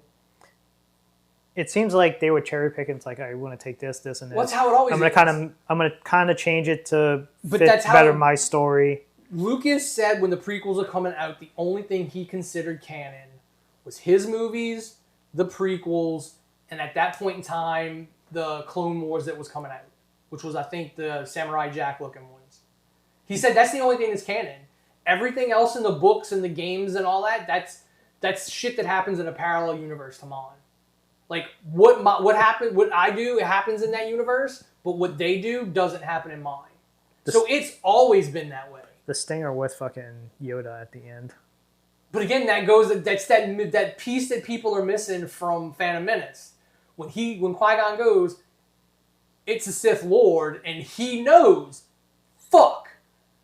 But Keanu Reeves like, oh, they're dead. They've been dead for a millennium. But he looks at him and Mace know some shit. And him and Mace are the 2 highest ranking members on that fucking council. So it makes sense as why they know. Because later on, he's like, oh, well, we need to tell the Senate our connection to the Force isn't as strong as it used to be. Because they know there's shit going on out there that we have no idea of because clearly Yoda knows something. But again, all she could be telling Yoda is my old pal, because she's like 160, I think. So when he goes, I was a Padawan a long time ago, yeah, like he was a Padawan like over 100 years ago. And he still looks like that. It depends on what he is. Again, like unless we go back to the EU where humans in this universe were like taken off of Earth in primitive state and used as slaves around the galaxy, that we don't know what the fuck. He looks human, but we don't know what the fuck he is. Thurstrin. Kylo Thurstrin. I forgot what they used to call mean, the him. dude's like, what? How else would you bathe on a planet without plumbing? Yeah, he's jacked though. And he did all his own shit. Yeah, yeah. I've seen the footage of it. Like him. That's again, like I don't. It's also if you're gonna play, your whole point is to play these two girls to figure out what they are. What is the best way to fucking throw this girl off by making her fucking horny? I think if anything with the show, because she's not gonna like these characters like that. Her and her sister are gonna live. They'll be dead by the time the show's over. I think what happened is like they shouldn't have tried to defend themselves so much against and then a lot of people took things that were said in interviews long before the Acolyte. Like they said the main actress said something about making white people uncomfortable or whatever. And that was for a movie she did like 5 years before that. No, it's the fucking rap video she made. Oh, well, I mean, and again, this comes down to she is a part of this Gen Z late frame fucking millennial where that's the appropriate response on the internet. Yeah. And it's like, no, like somebody needed to sit her down and go, that's not how you actually respond in real life. Like them going after the trolls didn't help matters. It only. Well, I mean, and again, it never works out. It never works out, but I mean, I'm not going to fault them for sticking up for themselves. Like, yeah, it's not going to work out because assholes are assholes and they're going to asshole. Yeah. But you do kind of have to like, because again, there are a lot of people going like, she's a black woman, she shouldn't be the main character of my Star Wars. Or she's just a woman in like general. yeah, or like Star Wars Theory, who's just butthurt because Disney told him you can't fucking make your Darth Vader fan film with like a 6-figure fucking budget that you fucking raised on Kickstarter. I didn't know who the fuck that person was until the show came out. Yeah, well that's what I'm saying. Like he used to be a very like sane, like you would go like he would do lore videos and things like that, and he would talk like he wouldn't fucking pick apart everything. And then he started kind of like he put out his Darth Vader fucking fan film on a fan film budget, and everyone liked it, and that got him more popular. Well, then he decided I'm gonna do a Kickstarter for my second one, and that was before COVID, like years before COVID, and Disney said, no, you don't get to do that. That isn't a fan film. You are making a fucking production using IP that you don't own. And he got fucking butthurt after that. And then miraculously, he didn't give back all that money that he raised, but he had a Lambo. And people started calling him out for basically grifting people. And that's when he went full bore into hating everything Star Wars put out. Until Anakin showed up on Ahsoka and he cried on camera. It's not as bad as your boy Boogie. Boogie just has fucking... he has embraced his fucking... Like, I haven't watched anything of him in a while. Like, he's embraced his fucking trash. It's one of those, you tell the lie so much, you start to believe it yourself. And it just... He was so deep into it that he couldn't... Yeah. Like, he couldn't... And then it got to the point where he got called out and he got kicked out of his little podcast group that he usually does, like what left of friends he has, and they made him, to stay on the show, they made him tattoo liar across his face. But But yeah, it's... I mean, I watched the documentary on him. He fucking brought it all on himself. Yeah. He wasted his money. Like, somebody scammed him in crypto. Yeah, I watched a CoffeeZilla thing about that. And then he lied about cancer. I mean, I didn't go, like, I had stopped watching him by that point in time. Like, if you lied about cancer, then, like, I don't care what, like, you just sell your house, brah, and take your young little girlfriend and diss a fucking computer. Yeah. Like, no. But again, it's YouTube has monetized hate and just like they're not critics because they don't critique. They go, "This is stupid." They think you're stupid. Like that's not Siskel and Ebert. That was critiquing and criticism. Like that's why I stopped watching. Like I pick and choose who I listen to. Like because I'm like. I'm not going to listen to somebody who's going to sit there and say, I'm not a critic. I'm just giving my opinion. No. You can't do that. You can't go, I'm just giving my opinion and then make a video of you critiquing a whole fucking, like, no, that's not how this works. The problem is, like, there's a lot of YouTubers, critics, reviewers that don't want to critique something bad because they don't want to seem like the acolyte. Well, I can't do that because it's going to make me feel like I'm a racist or a woman hater or homophobe and all this other stuff. But again, well, I'll sit there and say, like you were saying, oh, bad writing. I'm like, but here's the thing: you can say bad writing, but like I just sat there and said, like, there is deeper meaning to shit because people will go, oh, well, that they don't like Star Wars, and the woman who said it is like, no, I have been a fan of Star Wars since I was a kid, but. Tell me why that person isn't. They'll sit there and go, no, you're not. Oh, the critical drinker. Yeah, like how is she not a fan? Like she told you she's a fan. Do you have a time machine and can you go spy on this girl as a kid and seeing if she actually was a fan? I think like that's the kind of like critical drinker is a joke. Because his whole shtick, just like Angry Joe, I stopped watching Angry Joe a fucking long time ago too. Because he literally, instead of just going off on bad shit, he would then go off on everything. It's like that's because he knew what his fucking views are. Exactly. Same with Angry Video Game Nerd. It's all about rage bait now. Dude, the last video I put up was at 332 views. It was like 27-minute video. And I fucking talked about one of the figures that came with a bike. And I'm like, I love the figure. Talk about all the great things on the figure. This bike is a joke though. And I broke down how much the fucking bike sucked. But guess what? Wayne's not stupid. I fucking made a thumbnail that was going to get some fucking rage clicks. Except they didn't find that when they watched the video.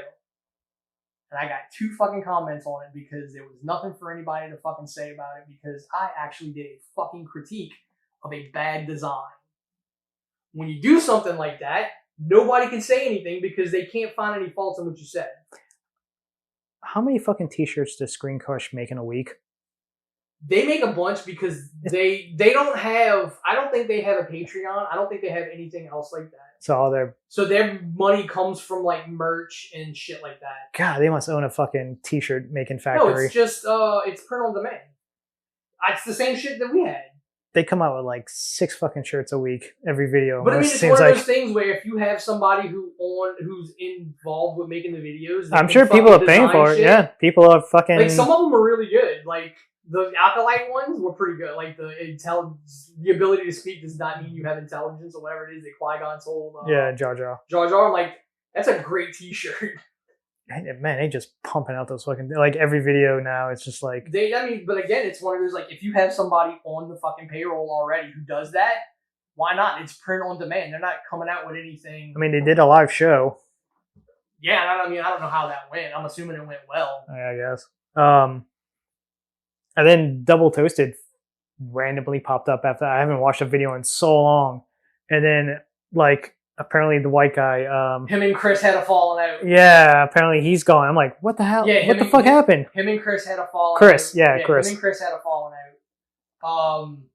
And then when they switched over to this new kind of funding model, like there's like a service where you can go... Basically, it's like investing in a company, like buying shares or whatever. Yeah. And they take that money, and it's basically just like how the stock market works. Like a company, you buy stocks, shares in the stock, they take that money and invest into the channel. And Chris, like after he left, he left. There was issues. They came to like an amicable agreement. I'm not going to talk shit about you. You're not going to talk shit about me. We're just going to go our separate ways. And then when Corey went that route with that service, like fucking Chris went on the internet and fucking started shit talking again, and it became a whole fucking hoopla. Yeah, because the thing that popped up was that video, like them explaining what happened. Yeah, their side of it. It's that what happened with the Watcher guys, Shane and Brian, that fucking blew up in their face. Dude, there's a whole bunch of like fucking channels that have been around forever that have fallen apart right now. Like all the car fucking channels, like the big ones, are fucking like losing people. Because basically what has happened now, a lot of these big channels get bought. Like some fucking corporate fucking investment firm or whatever comes in and buys them. And they don't care about the actual content. They want the numbers. And they don't realize you have to make the content to get the numbers. Well, that's basically what happened to Angry Video Game Nerd. He sold all that to Screw Attack. Screw Attack got bought out by a bigger company. And now he's kind of still forced to make these videos. The writing's not as good as they used to be, and all that stuff. Yeah, because the two guys that left Donut, literally the minute when they left, they started another automotive channel, and it's like already over like they might even be up to almost 2 million fucking subscribers in like a month, because everybody from fucking Donut, the subscribers all went to them because they were personalities. And you watch a lot of these videos for the personalities, not the actual content. Because that's what Watcher was. Watcher was BuzzFeed with Ryan and Shane was like the top people. They do the ghost stuff, the true crime, hunting ghost, all that stuff. They broke off and started their own channel, which became very popular. And then they started this whole pay structure thing that completely blew up in their face. Mm-hmm. They're actually going on tour, and they're coming here playing. I forgot where they're playing at. They're doing a live show here in September that I might go to. But it's one of those, like, for a while when that little pay period payment plan thing came out for their videos and all that content, they completely just got fucking killed to the point. It's a lot of them, you know, they blew up when ad revenue was flowing in, and then YouTube changed shit. The ad revenue's not flowing in like it used to, so they had to go to other ways of fucking making money. Oh, it's the fact of like, all right, we were doing this for BuzzFeed, and we had a pretty big budget for the show because BuzzFeed is owned by Vice. They're funneling money down to us. Yeah. So we're going to break off and do our own thing. Oh, well, this is way too much money that we have that we need. Yeah. You just need a better balance between, like, if you're going to do a Patreon. On top of doing a Patreon, they did a whole separate fucking they monetized way too much. Yeah, exactly. It probably rubbed people the wrong way. Yeah, I never want to be that big on the internet to where you have to do stupid shit or you have to be friends with stupid people. I mean, you don't have to. I mean, that's just it. You don't have, like, you just do. You don't have to. You don't have to. You can be, like, again, I deal with these people. I interact with these people in the toy stuff who have, like, these fucking 5,000, 6,000 fucking. Tony's got, like, 60,000 fucking. But these are all people our age. Yeah. These aren't young people. Like, fucking Chad is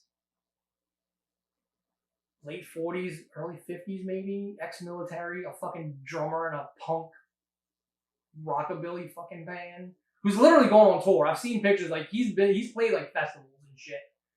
I don't remember what the fucking name of his band is, but, like, he's fucking toured with people because he had taken a break in between military services and was, like, a musician, like, legit. But I mean, I don't watch it because I don't watch his content because I like 1/18th scale G.I. Joes. I like it because he's cool. He sounds like one of us. You know.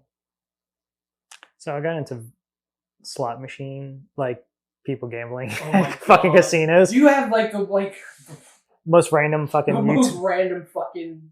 It's only two doom people. scroll and shit. Yeah, I only watched 2 people, and it was one person, and then it started recommending a second person who was huge, also, Vegas low roller, and he's very fucking entertaining. I thought it's usually it's about the fucking. Yeah, it's like It's about personalities. I mean, because I did a show. Chad wasn't on it, but I did a Star Wars show.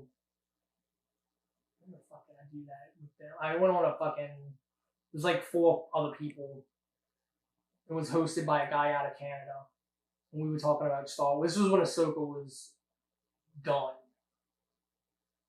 Yeah, I think Ahsoka was airing.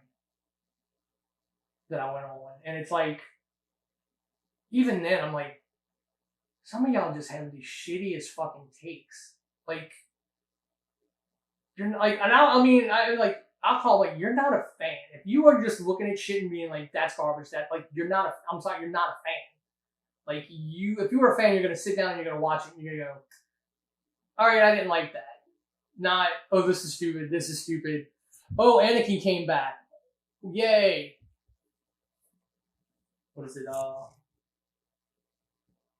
Is it still got a red lawn? Yeah, I'm just seeing how long this has been going.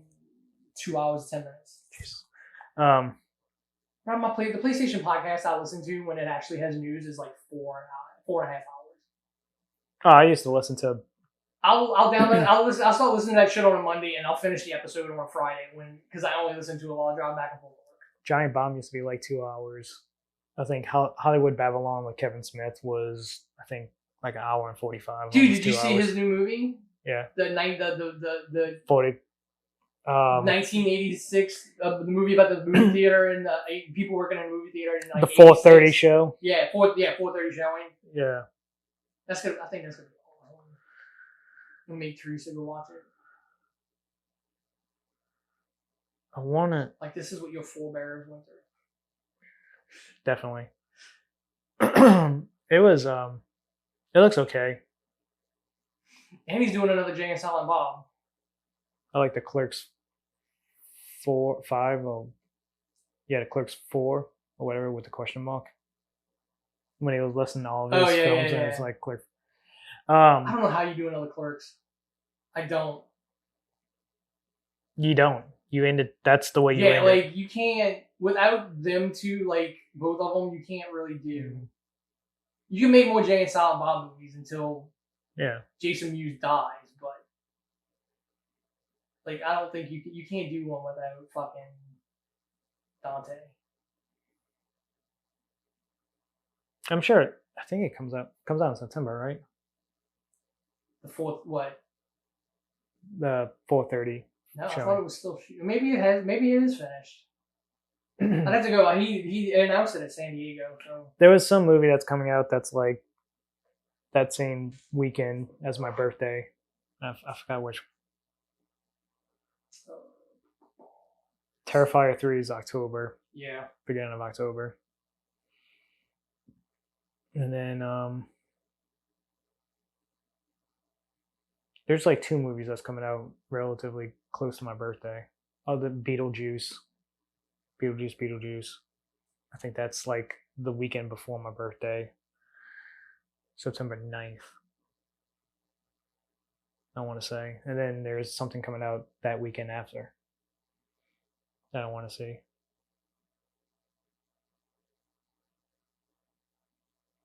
But apparently Beetlejuice, Michael Keaton was only in that. Oh, there's an actual fucking 2.5 minute trailer. I did not watch that. Yeah, that came out today. Oh, yeah, 10 hours ago, yeah. So. Yeah, I watched it before I came in. I haven't watched it yet. 2024. September 13th. Yeah, okay, so that, I was right. Okay. Yeah, I thought they were still shooting it, but really not.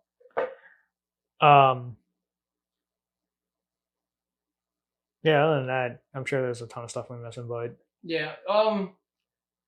I mean, we can talk about what brought us back. Would be Deadpool and Wolverine, which opened to 205, maybe adjusted upward Domestic. Yeah. They were thinking maybe it would adjust somewhere between 210 and 215 when all the final numbers were in. And 438 worldwide. Yes. So, yeah, it's going to make a shit ton of money. It passed $30 billion as a franchise. Yes, it pushed the MCU movies over $30 billion. So for everyone who says the MCU is dead and dying, yeah, 34 movies that made $30 billion.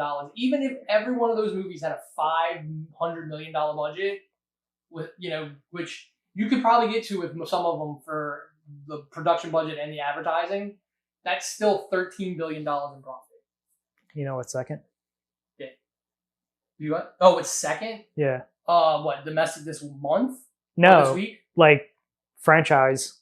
Oh, no, I don't. Star Wars with like 12. Yeah, that makes sense. Like, yeah. Disney has, made their money back on, like, again, people like, oh, Disney, Star Wars is losing Disney money. It's like, they paid $4 billion. Like, oh, they easily made their $5 money billion back. for that. They've made their money back. Marvel, and that's just counting the movies themselves, the box office themselves. Probably merchandise alone. They probably made their... Because here's the thing. There's a reason why Marvel Legends don't come with a lot of shit. Because they have to pay an absorbent license fee to Disney to make those figures.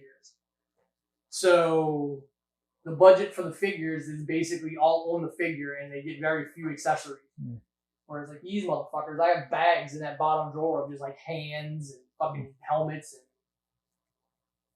all kind of shit. Because that's more of them over there. Speaking of which, that dude fucking remind me, the one with the jacket and the helmet. I don't know why. Furiosa. Oh. Well, we can talk about that. He made this dude inspired by Van Zant from Reign of Fire. Oh. So he underneath there, he's bald with the fucking goatee, like that. Christian Bale? No. That big Matthew McConaughey. Matthew McConaughey, yeah. That's essentially who that is supposed to be. That's his version of Van Zant. And the story for according to Bobby, they're making a movie. They're in pre-production, like casting wise and shit. He hasn't really said anything who's in it, or who's doing it, but like, because IMDb's kind of crazy. Like, there's like fucking Roman Reigns is in it, and I'm like, who the fuck is Roman Reigns playing it? Like, there's no Samoan characters that he's made yet. I mean, you can easily tweak something for the movie. But yeah, like, so, yeah, like, this is a whole fucking, like, but. So, going into Deadpool Wolverine, I watched the first trailer. And that was it. I didn't watch any other trailers because I didn't want to get spoiled. I wanted to go into it like I did with Doctor Strange and the Multiverse of Madness. Like, yeah, but at least the trailer, like, so once you watch the movie, you realize the trailers literally only just show, like, shit from the first half out, really. Mainly, yeah. Like, and then, like, the second one showed, like, probably what was the biggest cameo was in the second trailer, or the last trailer. X23. Yeah, X23 showing up. Well, the reason why they released that trailer was they were going to keep it a secret. But Kevin Feige changed his mind because she wanted to go to the premiere. Yeah. And she was like, okay, yeah, we'll let you go. So they added her. I mean, they could have even said, like, either way, like, she was in Logan. Yeah. Like, she can be here. So I went to the 3:15 showing on a Thursday and, like, the regular, not Dolby. Because it was like, I had to see it as quick as possible. Those showings, that showing only had like 5 tickets sold in a giant fucking like 200 something person auditorium. And I go in, and then it's first like, oh, these buckets are $28 for popcorn. The drink cups were $24. So I was stupid enough to buy one of the cups because I wanted something to drink. The cups were like the big. Was it the big Wolverine with the little figure on top of it? Yeah. They didn't have anything at fucking Clearview. Yeah, I'd have got one of those. I wouldn't have got the popcorn bucket, but I'd have got that cup. Because we got the cup for Godzilla and Kong with the little Godzilla on top of it. Yeah, I got the Deadpool one. And they couldn't keep, you know how, like, I don't know, the last time you've been at the 20, in front of the concession stand, they had that shelf with all the candy on it. Mm-hmm. You just grab the candy. Well, they were putting the buckets and the cups on that. And literally, the second they put it out, people are grabbing it. Oh, yeah. And motherfuckers are flipping it for like $100 and something. Yeah, that was dumb. Online. So I grabbed the cup. She told me it was $24. I almost had a heart attack. And I'm like, how much is the bucket? And she told me the bucket. And I was like, whatever. I didn't want to get... I was expecting so much because it brings into the whole multiverse. The endless possibilities. They could have done a lot more, yes. Yeah. I think they showed great restraint. Yeah. Because they could have done this a lot. People have to realize this isn't a Marvel film. This is a Fox film. Yes. This is their last Fox film. This did not bring anybody into the... Like, it's a MCU movie because now they're acknowledging the Fox universe is a branch. They showed on the tree 1.5 Marvel characters. They showed Hogan at the front, and they showed a reflection of fucking Incredible Hulk, and that was it. And that's not even. I mean, that's not even that's literally Paramount. Well, yeah. You still can't have him in anything that's not an Avengers movie, really, or an ensemble movie. So, of course, my showing, people are bringing their fucking little kids to the showing because it's a comic book film. Yeah, how'd that work out for the people who were the Watchmen? And this dude brought his kid, had to have been probably 6, had to comment on everything, type of deal. So, my thoughts on this movie was, if you like watching Deadpool and Wolverine fight each other, then you're going to love this film, because that's basically the whole film. I mean, I think that's all this movie was. I do think a lot of people put way too much, like, oh, this is going to be, because the first trailer was like, I'm Marvel Jesus, and like they thought it was going to be a lot more involved in the MCU. It's like, because I told her when we were leaving out, I'm like, I'm trying to like figure out what was the point of this movie. And it's the last Fox movie. It's a love letter to Fox. Yeah, it's the last Fox movie. It doesn't bring anybody into the MCU. It's after this, I'm like, that is not happening until Secret Wars. Well, here's the problem with this. Ryan Reynolds did an interview and basically said he went into Kevin's office, pitched all these different ideas for a movie, Deadpool 3, and all of them got rejected. It was only until Hugh Jackman basically like, you know what? I want to do Wolverine versus Deadpool. I think it'll be great. I'm in.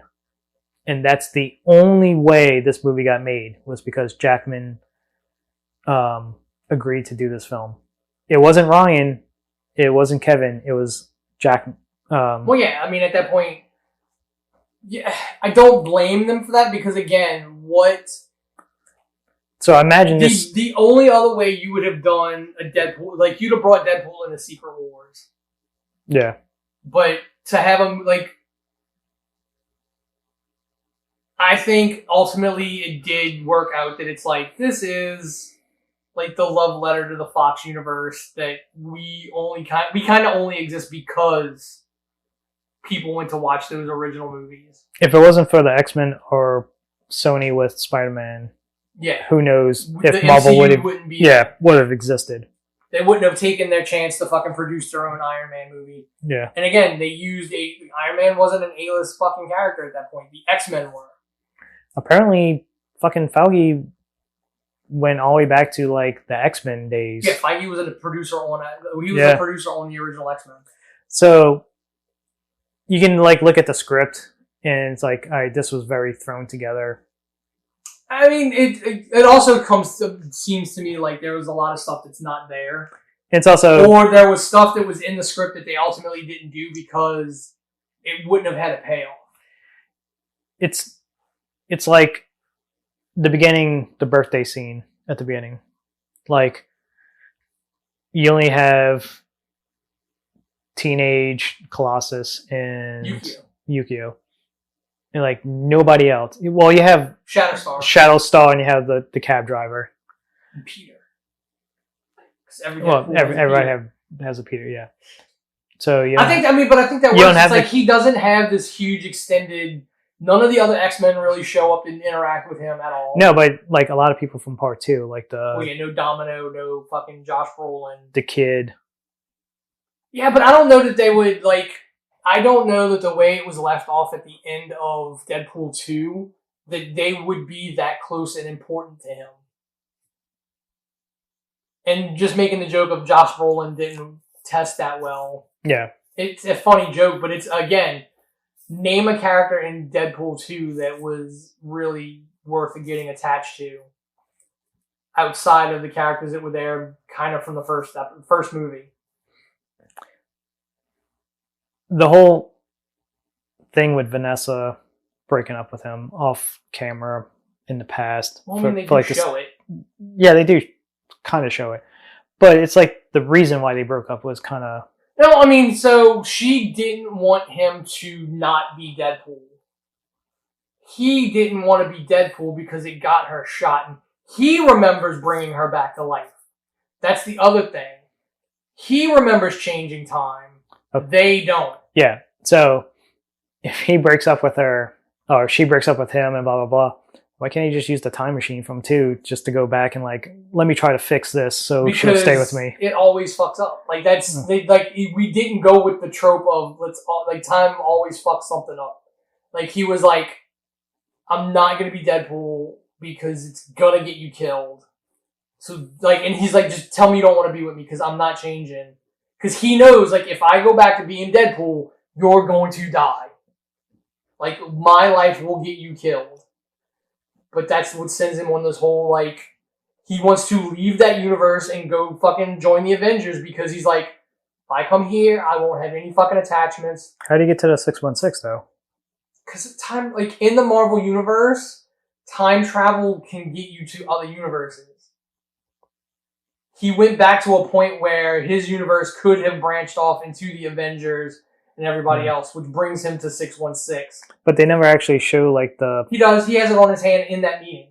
Does he? Yeah. He's got it on his hand in that meeting. See, going in... Because I'm expecting all this fucking crazy cameos. Well, that's the problem with Multiverse of Madness. Everybody was expecting all these fucking crazy cameos that didn't happen. Yeah, fool me once, shame on me, blah, blah, blah.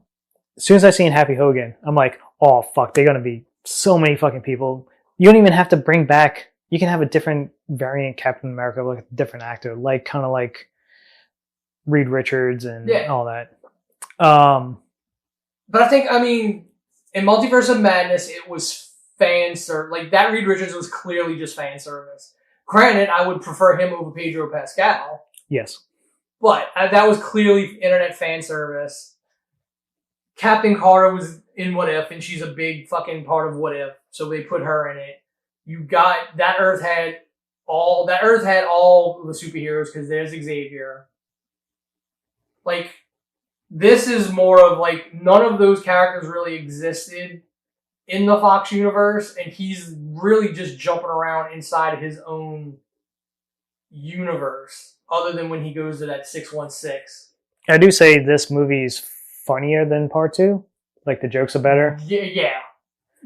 And I think that was because of what 2 was supposed to be. 2 was supposed to be a little bit more serious. Yeah. And 3 has less of a... Not less of a plot, but it's... 3 has a simpler plot. Very simple. And it honestly lets Ryan Reynolds act more than he has in the other 2. Like, because he had to step his shit up to go up with Hugh Jackman. He's easily the best thing in this whole fucking movie because he's acting his ass off. Yeah. It's a great straight man to his that's what it's a classic fucking, Laurel and Hardy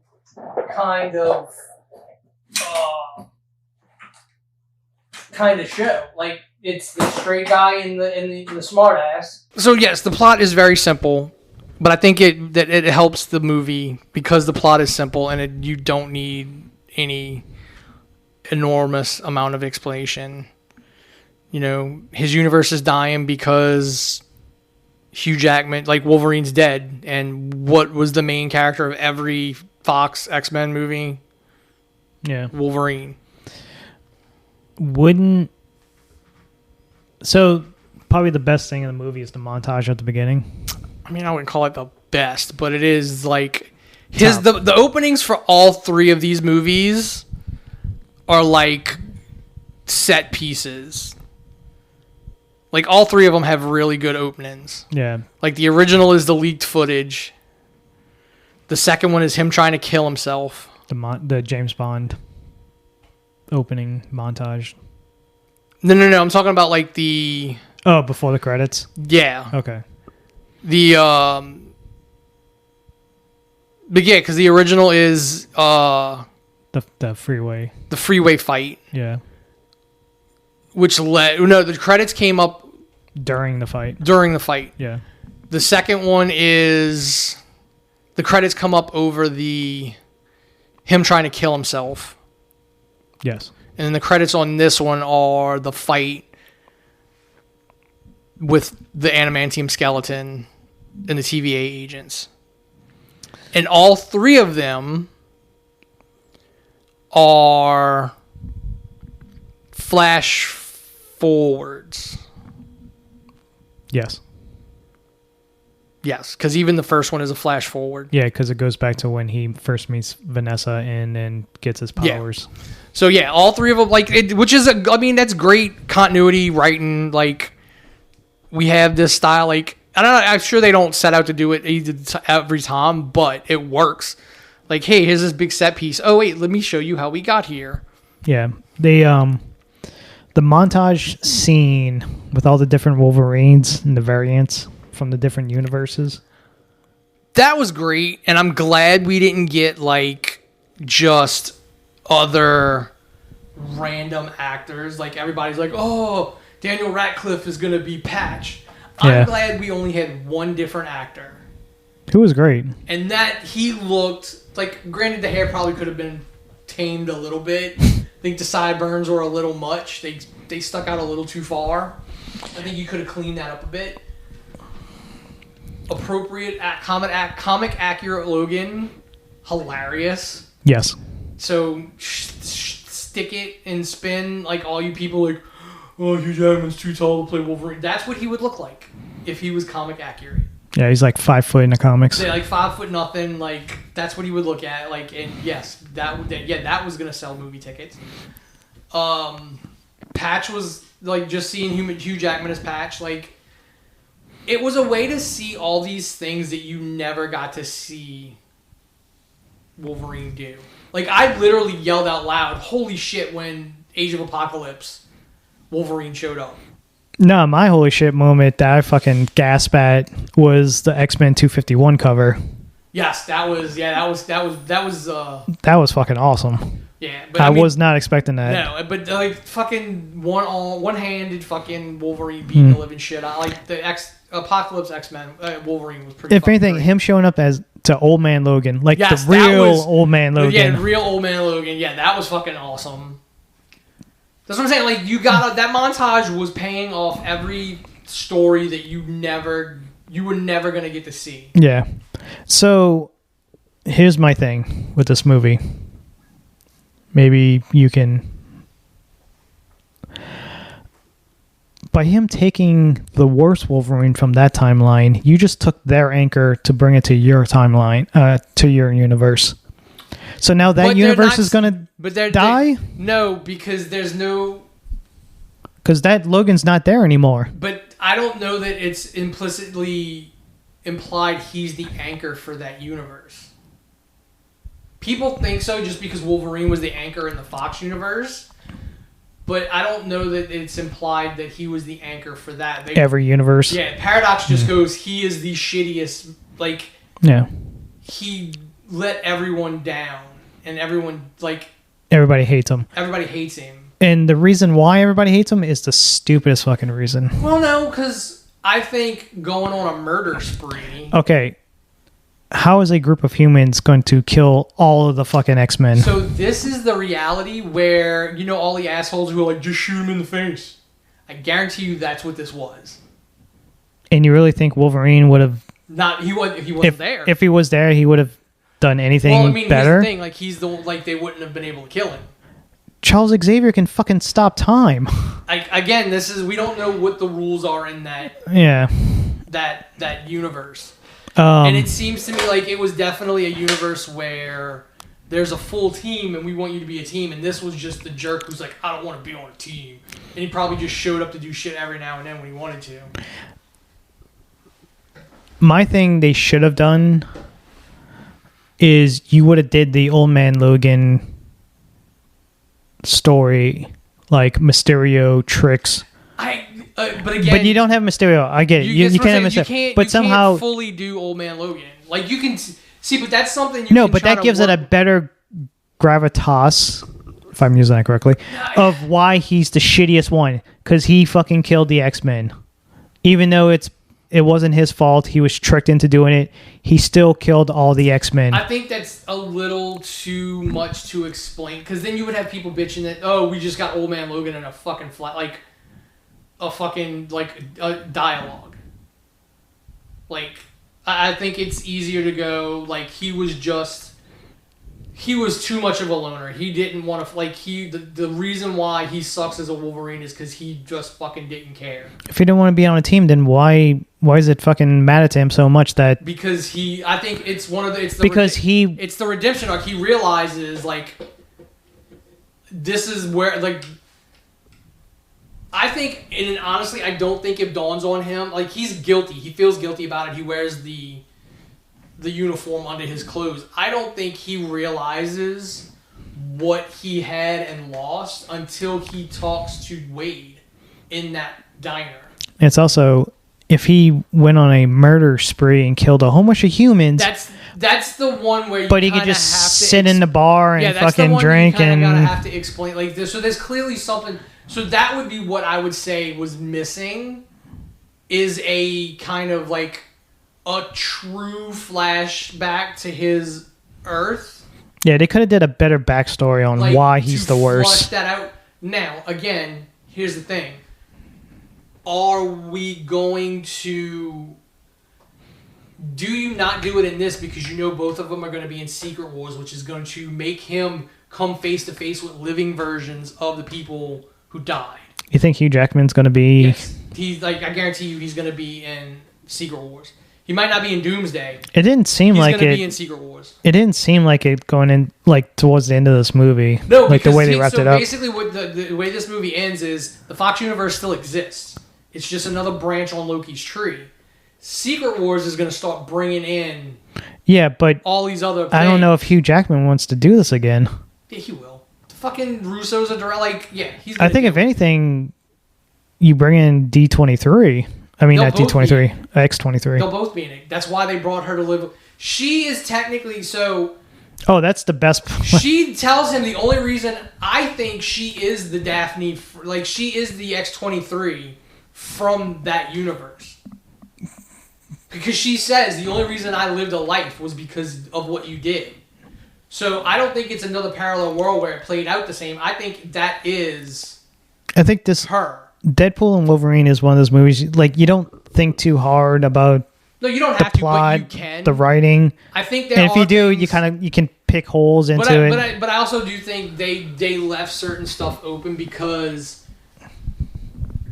how he feels after he did this is probably going to play a large role into, is he going to come back for Secret Wars? He's not going to be Wolverine after Secret Wars, but he will be Wolverine in Secret Wars because you're not going to have a Secret Wars without the X-Men and Wolverine. So basically when Secret Wars happens, you bring in other alternate versions from other realities, and that Logan then has to look at probably a Famke Jensen gene from a different reality,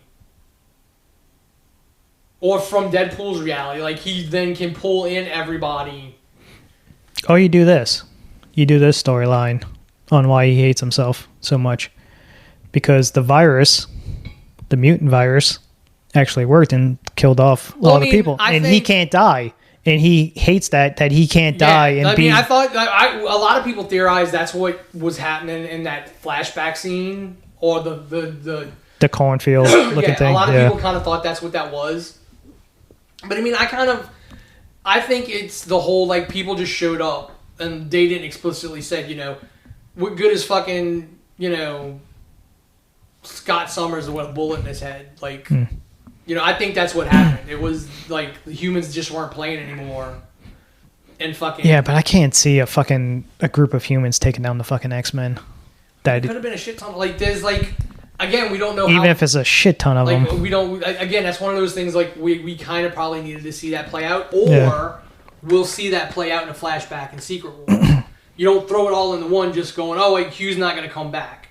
So if Hugh has already decided, like, yeah, I'm going to come back for Secret Wars... All right, cool, we can spread some of this out. He gets his fucking happy ending, and then he gets sucked into this other thing, and he has to face it all over again. All right, so let's talk about the cameos.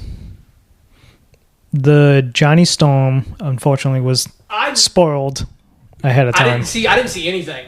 Like, I knew, like, there were rumors that, like, but I didn't take any of them as, like, hard fact. Exactly, but it's always in your mind. So as soon as I seen Chris Evans, when I saw it and the way he showed up, I'm like, oh, he's gonna be playing. Like, I'm like, all right, cool. They brought him back to play a version of Cap, and then it's Johnny Storm. I'm like, that works too. But the simple fact that Wade thought it was Cap, yeah, and then when he sees it's Johnny, he's like, what the, you know? Because if you like the first time he gets into the void, they go to the void.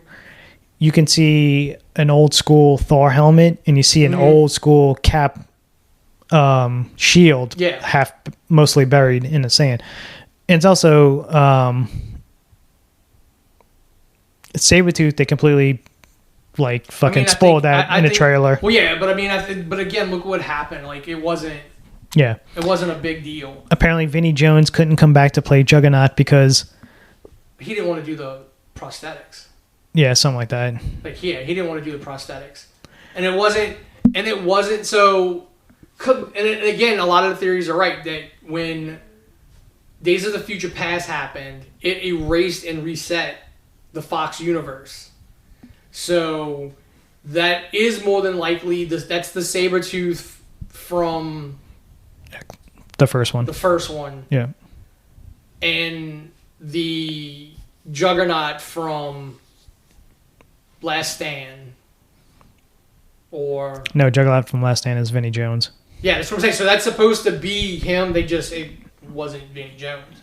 They try to get somebody that kind of looks like Vinnie Jones. Yeah. Just like you had Lady Deathstrike, fucking Azazel. I don't know if that's the same one from First Class. I don't know if it's the same actor. Yeah, I mean, it kind of looked like it, but I mean, that could also be done with. Here's the thing: it's the Back to the Future thing. If it can be confused for them, or if it looks like them, you can get sued. Crispin Glover sued the people who made Back to the Future. Universal. Yeah, because of the person they tried to have impersonate. They made that face makeup look identical to him. It's like, I'm not in that movie, so you can't do that. Just like, what's his face in Terminator? Or was it Predator? No, Terminator. They used his image in the second one, in T2, but he wasn't in it, but he had to get credit and paid because his photo's in it. Michael Biehn. Oh. The original Calories. Yeah, so they had to, there was an issue with that too. They had to pay him because they used his image in the second one, even though he's not in it. Yeah. You have to get paid for those. Like Alien 3. Yes. You have to get paid for those appearances even if you're not in the movie because they use it. Which is why the fucking Tom Holland picture's covered, because it would have gone, he'd have had to be paid, he'd have had to be credited. I think more of that, it's a contract. But that's what I'm saying. He would have counted as an appearance in an MCU movie against his contract with Sony. I don't know. To me, like that, the whole Cassandra Nova like compound that had just like all of those, you could see a shit ton of characters. Why did TVA fucking prune them though? I think it's when Days of the Future Past reset shit. A lot of those people got pruned, like that branch reality that was no longer canon. They were all in.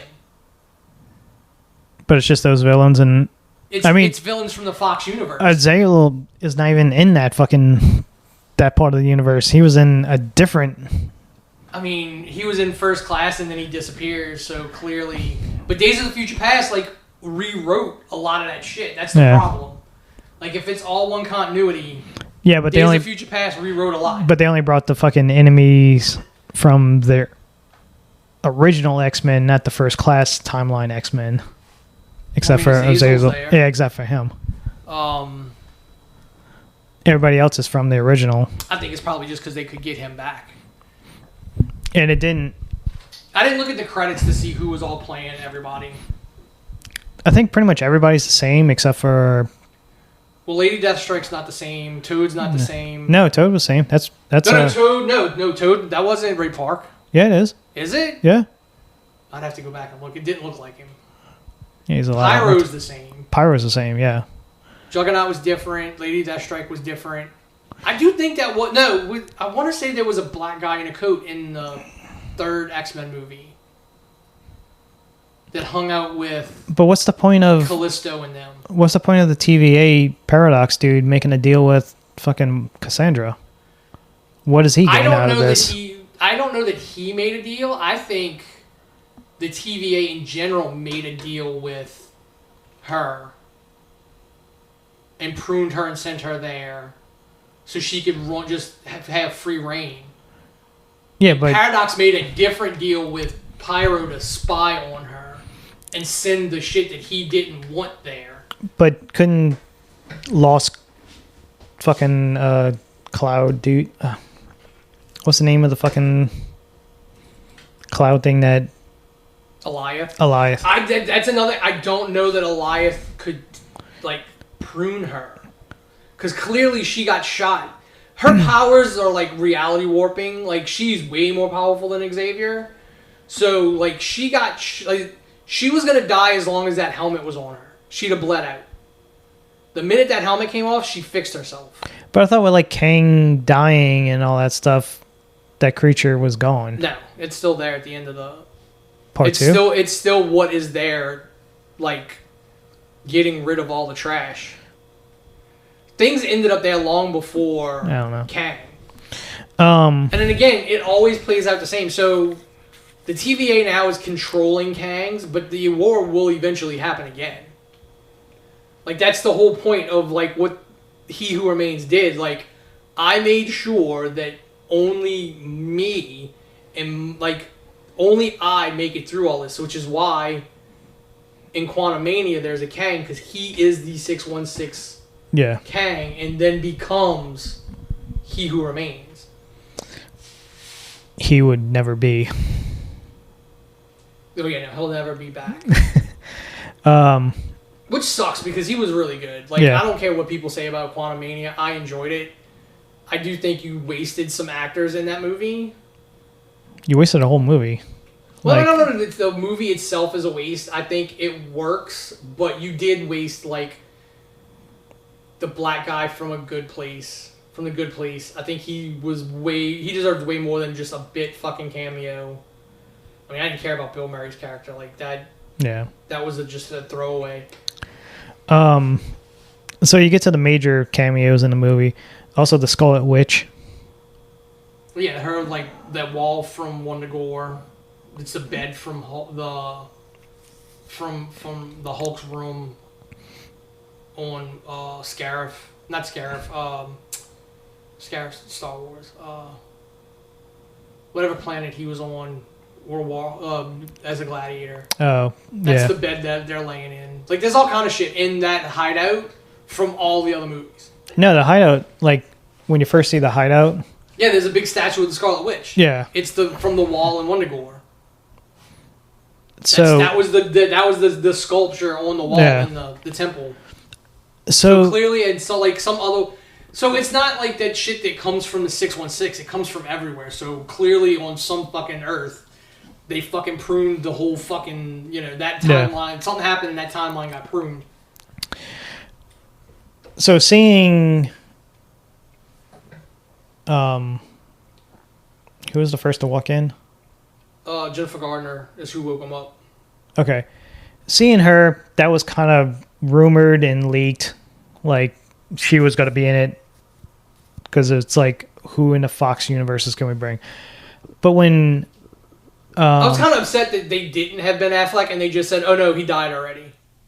Like, Cassandra Nova already killed him. No, they just did the fucking... Just so she can have a Ben Affleck joke. No, that's what I'm saying. Like, but it would have been awesome if he'd have been in it. I mean, y'all co-parent and supposedly get along. Like... I don't know. It's weird. Like, him and Jennifer is now supposedly getting a divorce. And yeah, it's so... I don't know. When Blade walked in... I love that. Dude, because I love the original Blade movies. I was like, I thought they fucking hate each other. No. Apparently they made up. Apparently... I don't know, there's an article or something, I didn't read it, that talks about the supposed, like... tension between him and Ryan Reynolds. Apparently, most of Blade 3 is his stunt double.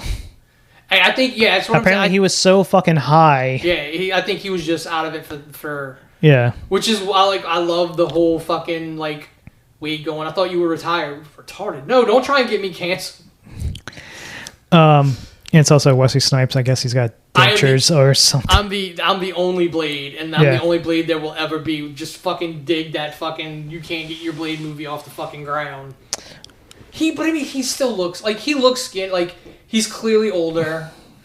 He's clearly not in the shape he was. You can tell older people when they talk. You can tell they got dentures or they got fake teeth in because of just the way they talk now, and that kind of. Well, I mean, I could see that with Wesley Snipes. He did have fangs in. Yeah. And they probably weren't as quality as the ones he wore in the other movies because these weren't meant to be worn for months. Yeah.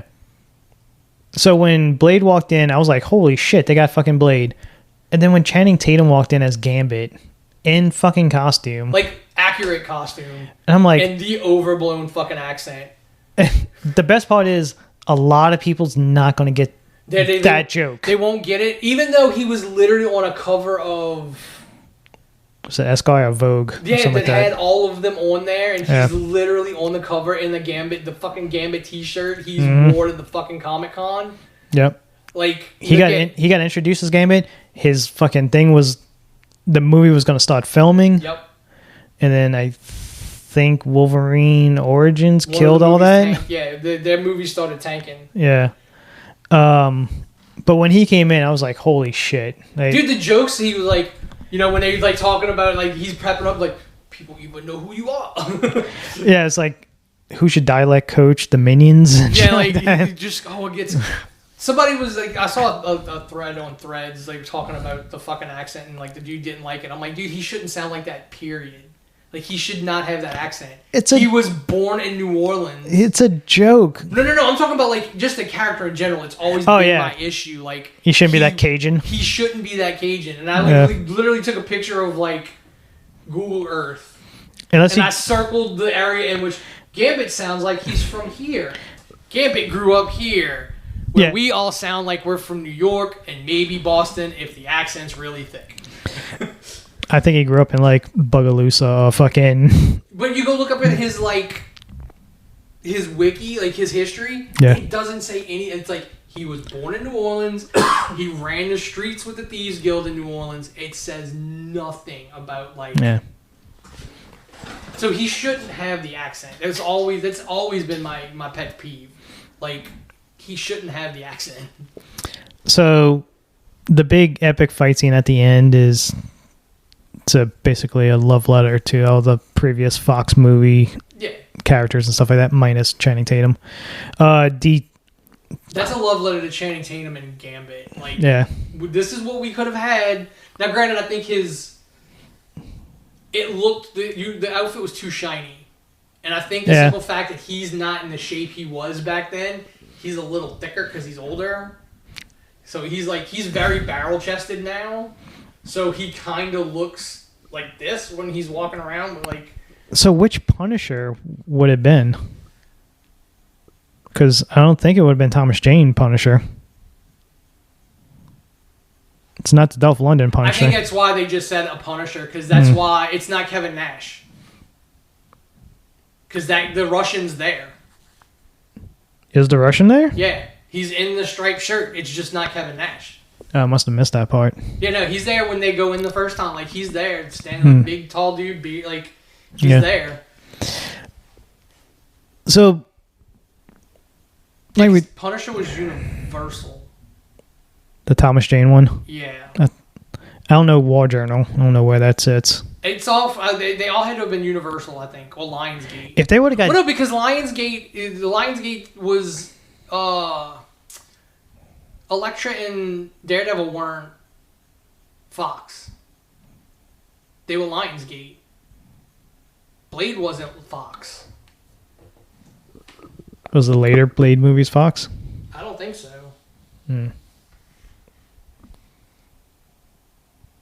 I mean, they showed him in the montage with all the other Fox characters. But I mean, I think that was here's all the, because they showed unless it was Ryan Reynolds as Hannibal. Unless Fox owned the movies, owned the movie rights, and they just not sold it, but like lent it out to a different studio to do. Let's see who. Like a partnership.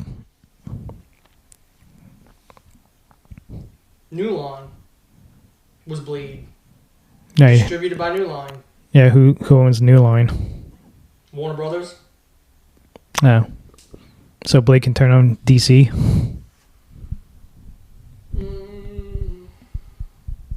New Line Cinema is American film television. No, so only since 2008. So back then, New Line was New Line. Okay.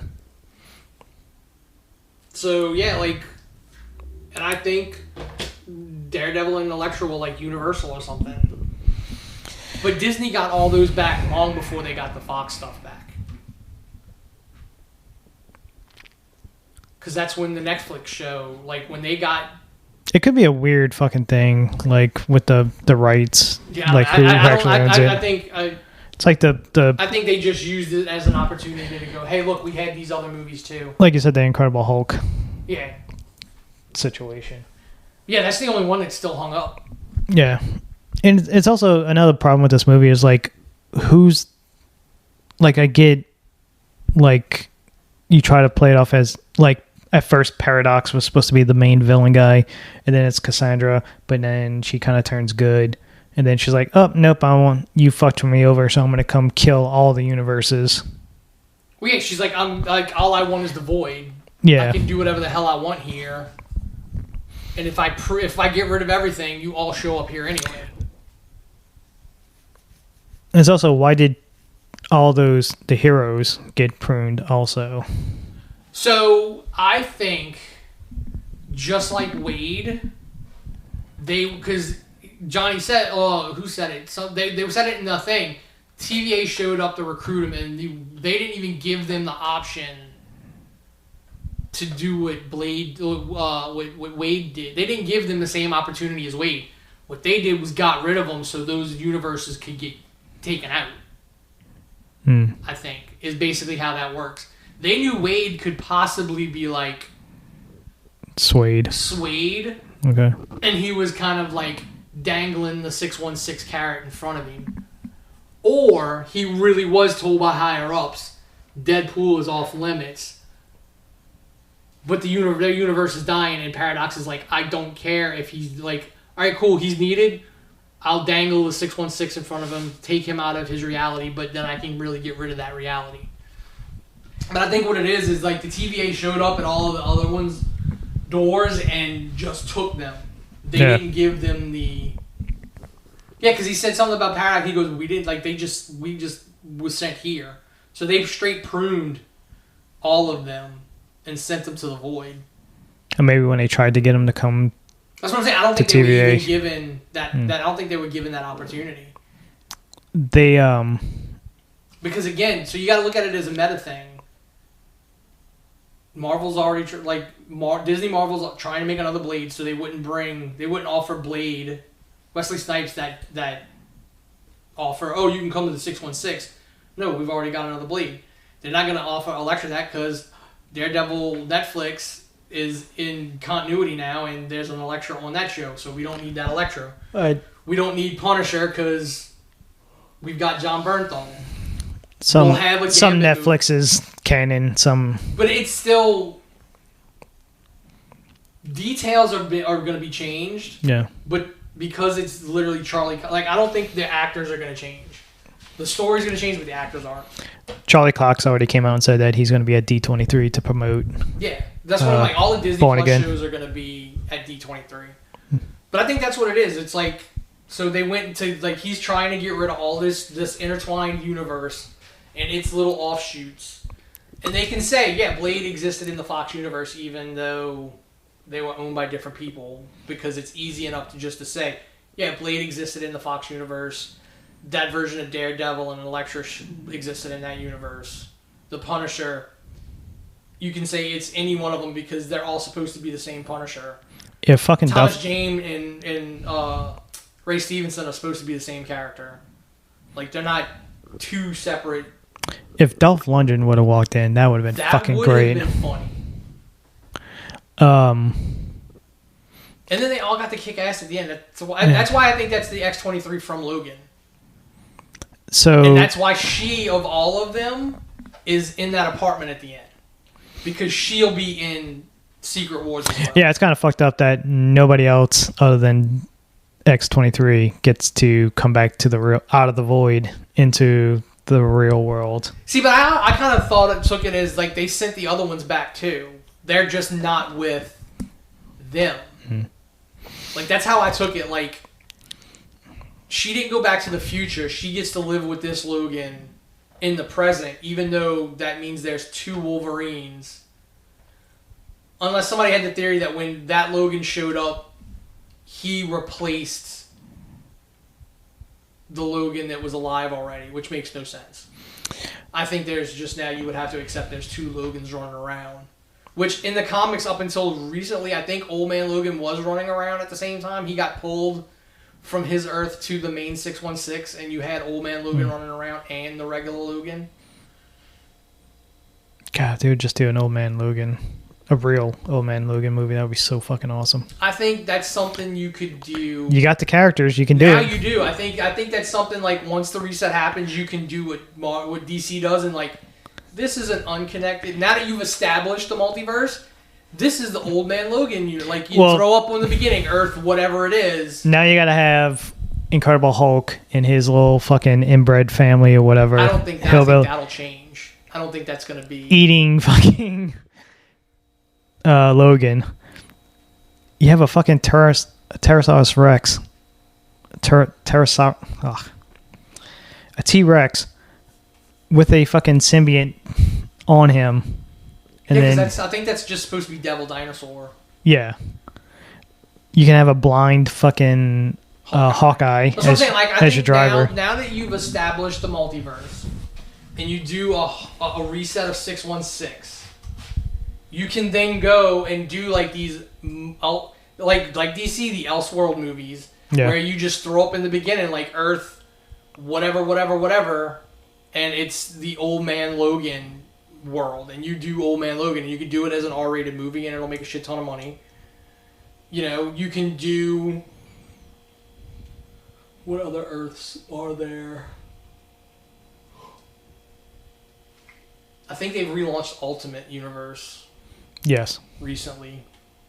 So, I mean, you could do all those kind of things and just then be able to label them like, this is a multiverse movie. Welcome to Earth, whatever. I just think this movie was rushed, thrown together. I mean, I don't know that it's rushed. I think it was edited. And I think a lot of people just like Multiverse of Madness because there was the possibility of so much stuff and it didn't happen. Yeah. People are like, oh, well, I mean, it's not like... But were we ever really gonna see? Would it have made sense to see?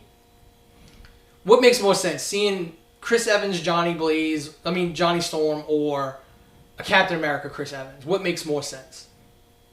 The joke is the Johnny Storm. Yeah, so it makes more sense for a Deadpool movie, because especially since Deadpool's like thinking it's Captain America and it ends up being Johnny Storm. And he couldn't fucking turn Flame back on? Because Pyro pulled it off. He probably could have. I don't know if I'd have to look and see if they had dampeners on him. They might have put dampeners on him. Because you got to assume that somebody got pruned wearing them. The whole dead core at the end was... It was fan service that really doesn't pay off, because the whole speculation is like, who is playing Lady Deadpool? Well, she never takes her mask off, so it doesn't matter. I would have thought that would have been fucking Taylor Swift. And I was like, no, it's going to be Blake Lively. It makes more sense that it's Blake Lively to fuck... Because, again, they make it sound like it's Blake Lively. Oh, she just had a baby and her tummy's all flat and all that. And he's like, you can't say that. And she's like, oh, it is. So it's implied that it's actually Blake Lively as Lady Deadpool, because she had just had a kid and was like already back into shape and shit. Because Matthew McConaughey plays Cowboy Pool. Yeah, I was like, where's Pirate Pool? Like, there's a pirate ship in the void. I can't remember who Head Pool was. Like the floating head. Yeah. Kid Pool was all like... I think those are the kind of things like they brought in as like... Because it's a thing in the comics and it's a funny bit, but it can be used now in the future. Because then now, once the whole Spider-Man thing gets set, you can do Gwenpool. Yeah. You can do all this other stuff. The only good one was Good Pool. Yeah, it's like, I can break the fourth wall too. The proposal. Yeah. It's like, what? Alright, how long does it take for your regeneration to kick in? What regeneration? The fucking Deadpool that doesn't have a healing factor. The best part is like when he didn't go through the experiment. Yeah, because he's good looking. So when he does that scene and he goes off to the side, and then Wolverine just grabs the dog and just nobody's gonna shoot the dog. Yeah, nobody's gonna shoot at the dog. And another thing too with Wolverine and Deadpool, like how fast are their regeneration? Because it's like almost instant. Yes, and if you watch, like, it kind of showed Logan's like peak regeneration when he was like in X-Men 3, when Dark Phoenix is like ripping pieces of him off, like her energy is. Yeah. And he's like instantly healing because they're like, you're the only one that can get close to her because everybody else is gonna get fucking dusted. And you're the only one that can go into the past because your regeneration. Yeah, you're the only one. Well, you're the only one alive. But yeah, you're the only one alive back then. Yeah. Which makes more sense than Kitty getting sent back for no fucking like. I mean, Charles is there. Magneto's there. Well, yeah, they could have been sent, but they wouldn't have made. Their mind couldn't handle it. Yeah, they wouldn't have made any sense. Like, no, you can go back and possess yourself because you're alive back then.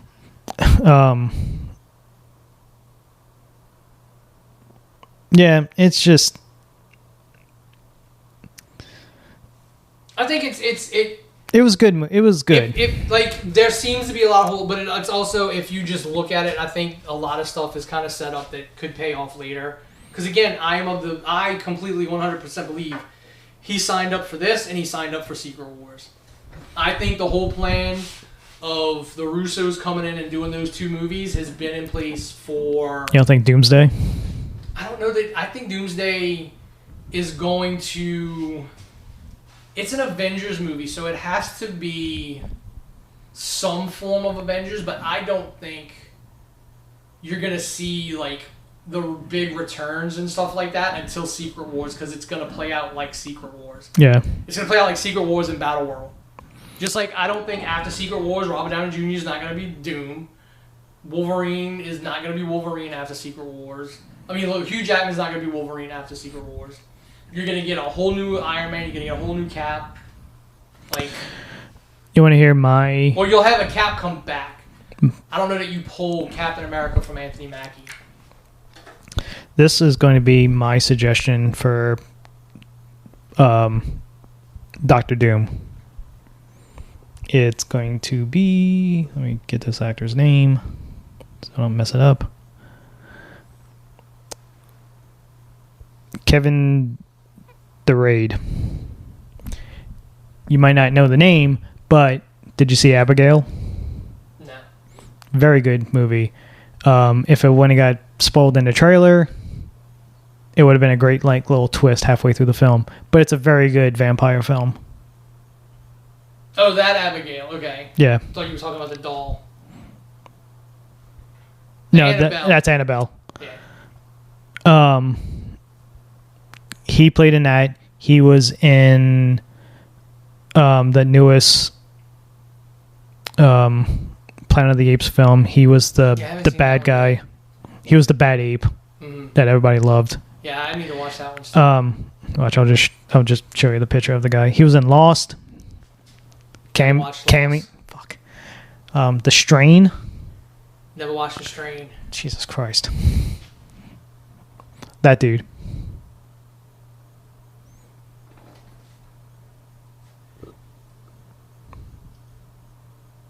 Dude, he's been like in a shit ton of stuff. Well, yeah, I'm trying to name off the top. That was fucking Blob.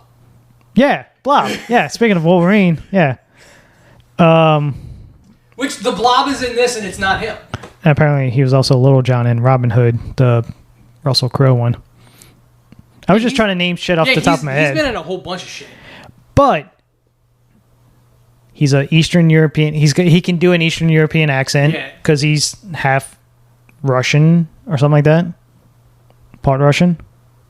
Yeah, I mean he's a Canadian actor, but he has my two biggest picks would be Cillian Murphy or which a lot of people are betting on. Mads Mikkelsen coming back. Like once the reset is done, it doesn't matter.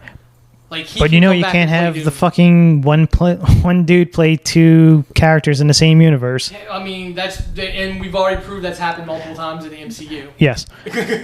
Peter Quill's mom mouth banged Steve Rogers.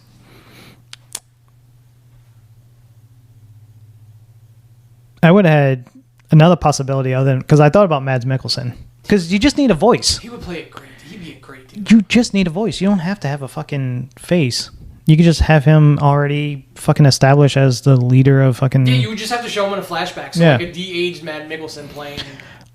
Or you have the actor who played Jaime Lannister in Game of Thrones. Yeah, he would be good. Like, there's so many other players. Like, for them to pick Robert Downey Jr. But that's what I think. It's not... They're not casting Doctor Doom for the future. They're casting Doctor Doom for this version of the Fantastic Four in their reality. And he's not even going to be in the Fantastic Four movie. He'll show up. He'll show up at the end. He'll show up. Yeah. They'll probably make reference to him. Like what's the simple fact that he has to show up in the movie. He's not going to be the villain, but he has to show up in the movie. This movie takes place. He's the contemporary of Reed Richards, so he has to be in the same.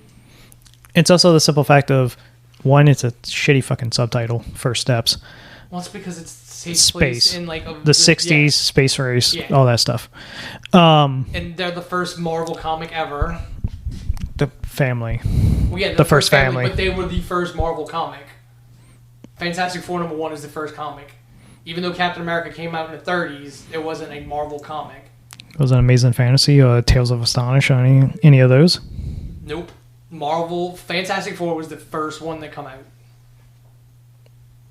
Is the first Marvel comic book. Is Fantastic Four #1. No. Yes. That's why they're called the first family. They're the first comic. Yeah, because it's the first family of superheroes. No, they're the first Marvel comic.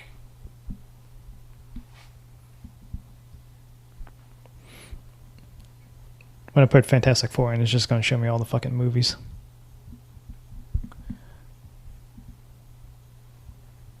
Fantastic Four wasn't that old.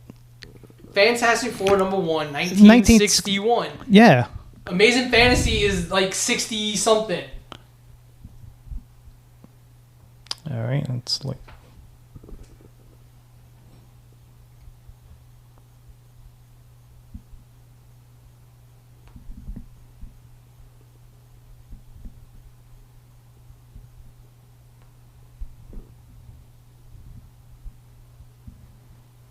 Anyway, I'm not going to put this up. Yeah, and this is like, oh, Marvel Comics #1. No, that's not the first fucking Marvel comic. Fantastic Four is the first Marvel comic.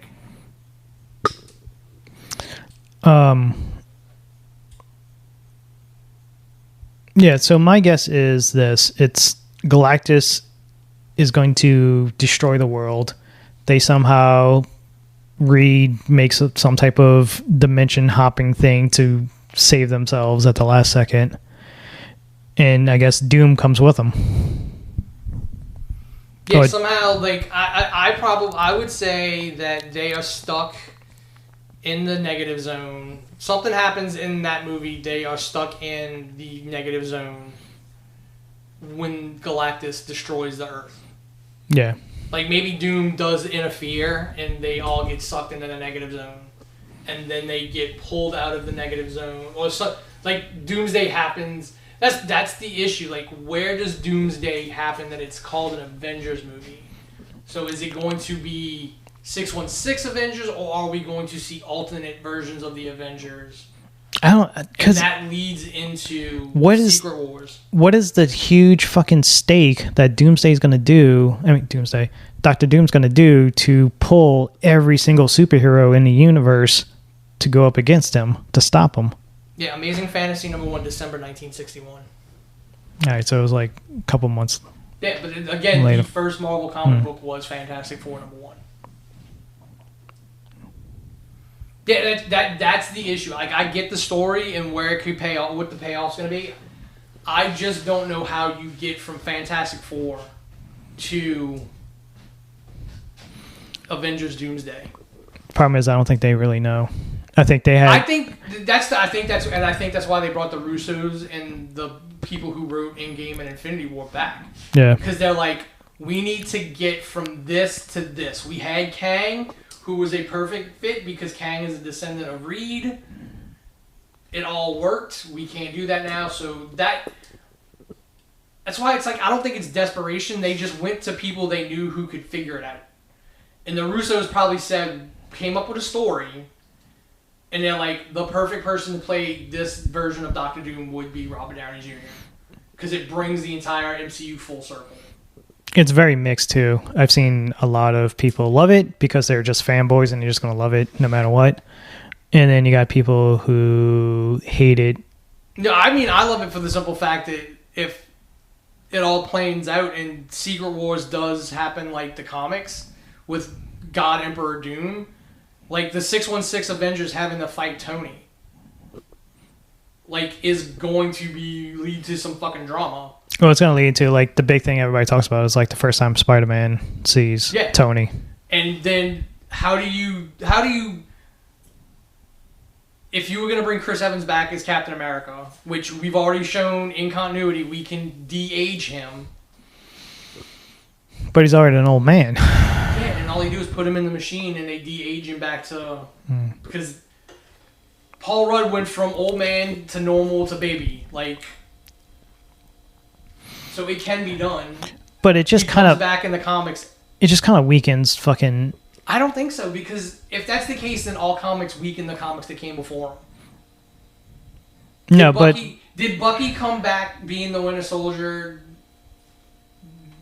weaken him dying as Bucky in World War II? I don't think so. But the movies can't wait decades to do that. But you already had a good... With Tony Stark and Captain America, you already had a good ending for them. They're done.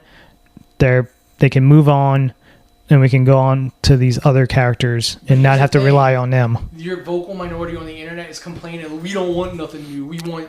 And again, it's one of those, like... These are comic book characters that have been around for almost 100 years. They can be played by other people. But everybody's like, no, Robert Downey Jr. is the only Iron Man, and Chris Evans is the only Captain America. Yeah, they were great casting, but you can have other people play them. I don't want to see Chris Evans come back as 616. I would rather in Secret Wars, the Captain America shows up as Hydra Cap from another reality. Chris Evans gets to come back and play Hydra Cap. that to me that would like if I was Chris Evans, that would be what I would come back to. So they're doing recent Secret Wars. They're not doing like 1990s. No, they're not doing the original. It's gonna be this. It's if they're using Doom, it's the new. It's the 2015 version. Okay. Because that's God, Emperor Doom, and Battle World, which basically everybody assumed Secret Wars was gonna be Battle World, and like Kang Dynasty was gonna set up for Battle World. Like at the end of Kang Dynasty, you were gonna have something happen to where Battle World was formed, and with all these different versions of.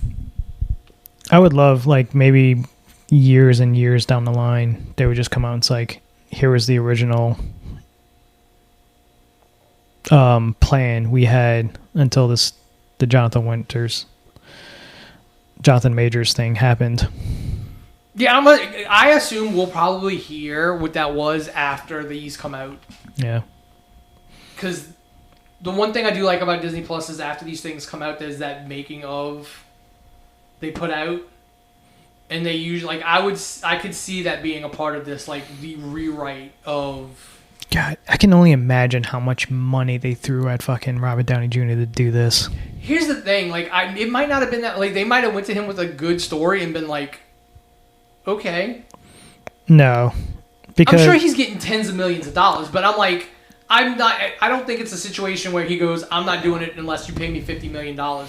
To me, he doesn't seem like he does this role as like a money thing. Harrison Ford, on the other hand, basically said, Thaddeus Ross is a money thing. Yeah, he already came out and said it. He said it on stage. Yeah. And did the Hulk. I don't think, because I think Robert Downey Jr. realizes this is what saved my career. This is the only career he has. Well, I mean, he's done other movies that have been really good. Yeah, they've been good, but they're not box office hits. No, but I mean, these have allowed him to do art house. Like, The Judge was a really good small movie with a really good story. Oppenheimer, he fucking got nominated. He won. He won. Yeah, but he's not the lead. He's doesn't matter. He side. Still got a fucking Oscar, and he got Oppenheimer because Marvel saved his career. He did his Sherlock movies.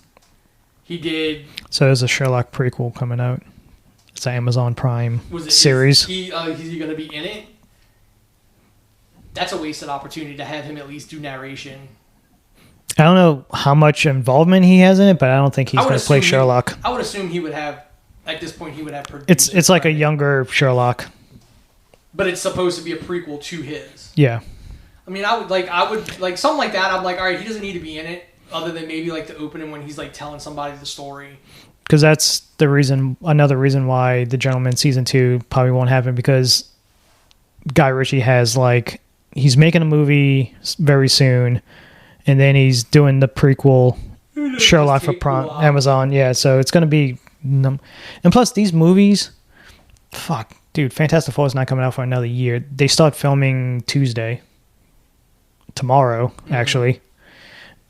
That's not coming out until 2025, and then that's still not that long away. I think it's February. It's the Avengers ones that are Avengers are 26 and 27. Yeah, because Thunderbolt is Thunderbolt's first. The beginning of next year. Yeah, and then Fantastic Four. Yes. May. Both Avengers is May. A year apart, yeah. Yeah. Blade, fuck if that ever happens. I think we'll hear about some of those other things like Armor Wars and shit like that. I think we'll hear about them at D23. Like, I'm kind of upset that we haven't. Like, I was looking forward to Armor Wars. Like, yeah, it sucks the whole how long was Rhodey a Skrull kind of deal. Yeah, fucking. That's another thing we never talk about. Secret Invasion. I want to see what. It lends even more weight to the story if Rhodes has been gone a long time and he wakes up and Hammer Tech and all these other people have stolen and bastardized Tony's work.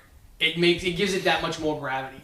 They But again, then it doesn't make the one thing that Rhodey being a Skrull screws up if he's been one for a while is the stuff in Falcon and Winter Soldier when he's fucking talking Sam. to Sam about giving up the shield. Yeah. Like, because that came across as very much real Rhodey.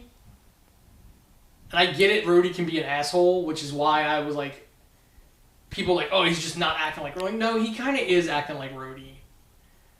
But, like, you have to establish at some point how long he was a Skrull, or you just forget about fucking Secret Invasion altogether.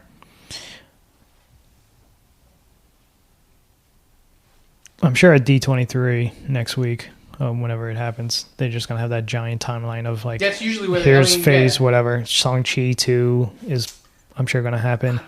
I don't need a Shang-Chi. Like, I wasn't. Like, everybody loves Shang-Chi. Like, I wasn't a fan. I didn't watch it. I was not a fan of it. Like, there's certain aspects of it that were okay, but I was not I'm not a fan of the rings. Like, now they're bracelets. Like, not rings. You still got to do Doctor Strange 3. I think you could probably make that a big part of either Secret Wars or Doomsday. Like, if you have the fallout from whatever happens in the Fantastic Four. Yeah. And Strange gets sucked up into that because of some kind of, like, an incursion deal. I think you could get away with it that way. Speaking of which, what the fuck happened to Kraven? It got pushed back. I don't know when it's coming out. It's supposed to come out at the end of the year. I don't know when, though. Because they showed all those trailers, and then it just went radio silent afterwards. Madam Web fucking Tanked. failed horribly, I think they got nervous. Even though, to me, Kraven doesn't look bad. Like, I don't understand these villain movies without Spider-Man. No, it's these villain movies that has to show, like, oh, they never was really bad or anything like that.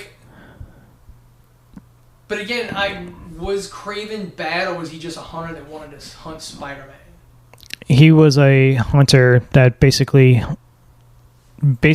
hunted and killed every animal. Yeah, so, like, he's just a douchey. He was a douchey fucking hunter. He's like, I'm gonna hunt the most dangerous prey everywhere. But now this one, he gets bitten by a fucking lion. Yeah, they've got to. And now he becomes animal powers. Yeah, they just can't have him be like the peak of human physical. Yeah. They had to give him something. He's a fucking dude that got attacked by lions and has daddy issues. He's Michelle Pfeiffer Catwoman. Yeah. Or Halle Berry Catwoman. No, Michelle Pfeiffer got bitten and licked and, all that by cats. yeah, all the cats and shit like that show up, yeah. And then she had daddy issues, like, not daddy issues in parentheses with Max. What's his face? Christopher Walken. Christopher Walken. Yeah, I forgot. It's like Max something. Yeah.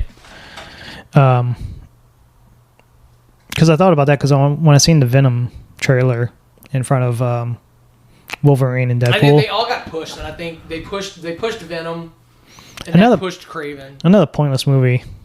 Yeah, and the simple fact that I'm pretty much, I believe everything they fucking said. It totally killed. That kid is supposed to be a young Peter Parker. And he ends up trying to protect Peter Parker.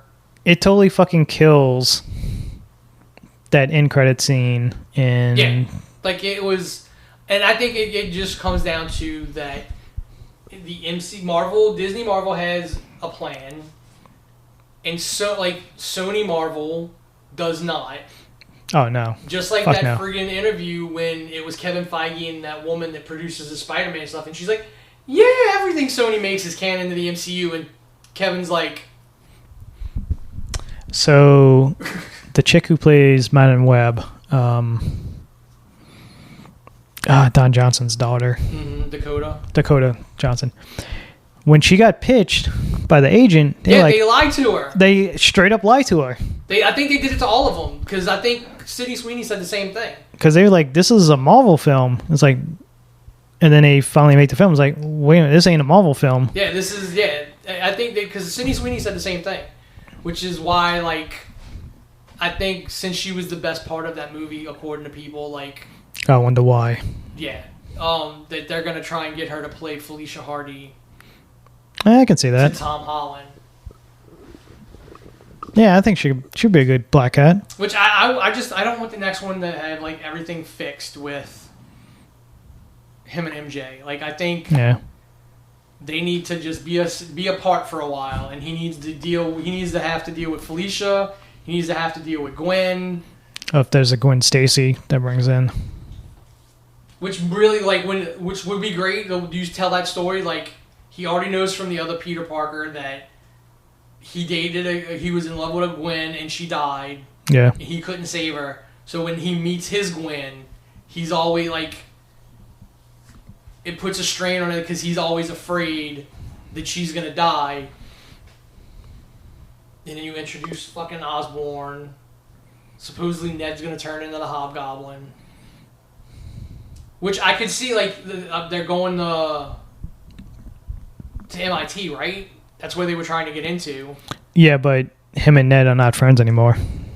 So, this won't be the Hobgoblin where it's... The Hobgoblin was not Harry. Or was he? It was. Okay. So, and then in the Ultimates, Ned was... At one point it was Harry as... Either way, I think you can do it because he goes to MIT, something happens, and he turns into the fucking Hobgoblin. And that causes Peter to have to, like, intervene because he's like, no, I know. He probably feels like it's partially his fault because now he wasn't in his life and he couldn't do anything to stop it. Flash Thompson? No, Flash was... Is Flash Agent Venom? Well, yeah. But I thought, like... early Hobgoblin stuff. I think there was just another... They just had somebody else be Hobgoblin. I think it was just another character they created. Yeah, but then there's like the second version of Hobgoblin and the third version, like different people that but took over. That's what I'm saying. I think this could be Ned. Something happens to Ned and he becomes a Hobgoblin and Peter feels guilty for it because he wasn't there to prevent it. And it starts all that shit. Let's see. He still doesn't tell him because he has a fear that if he tells him... No, it was original. The original one was Ned. Yeah. Yeah.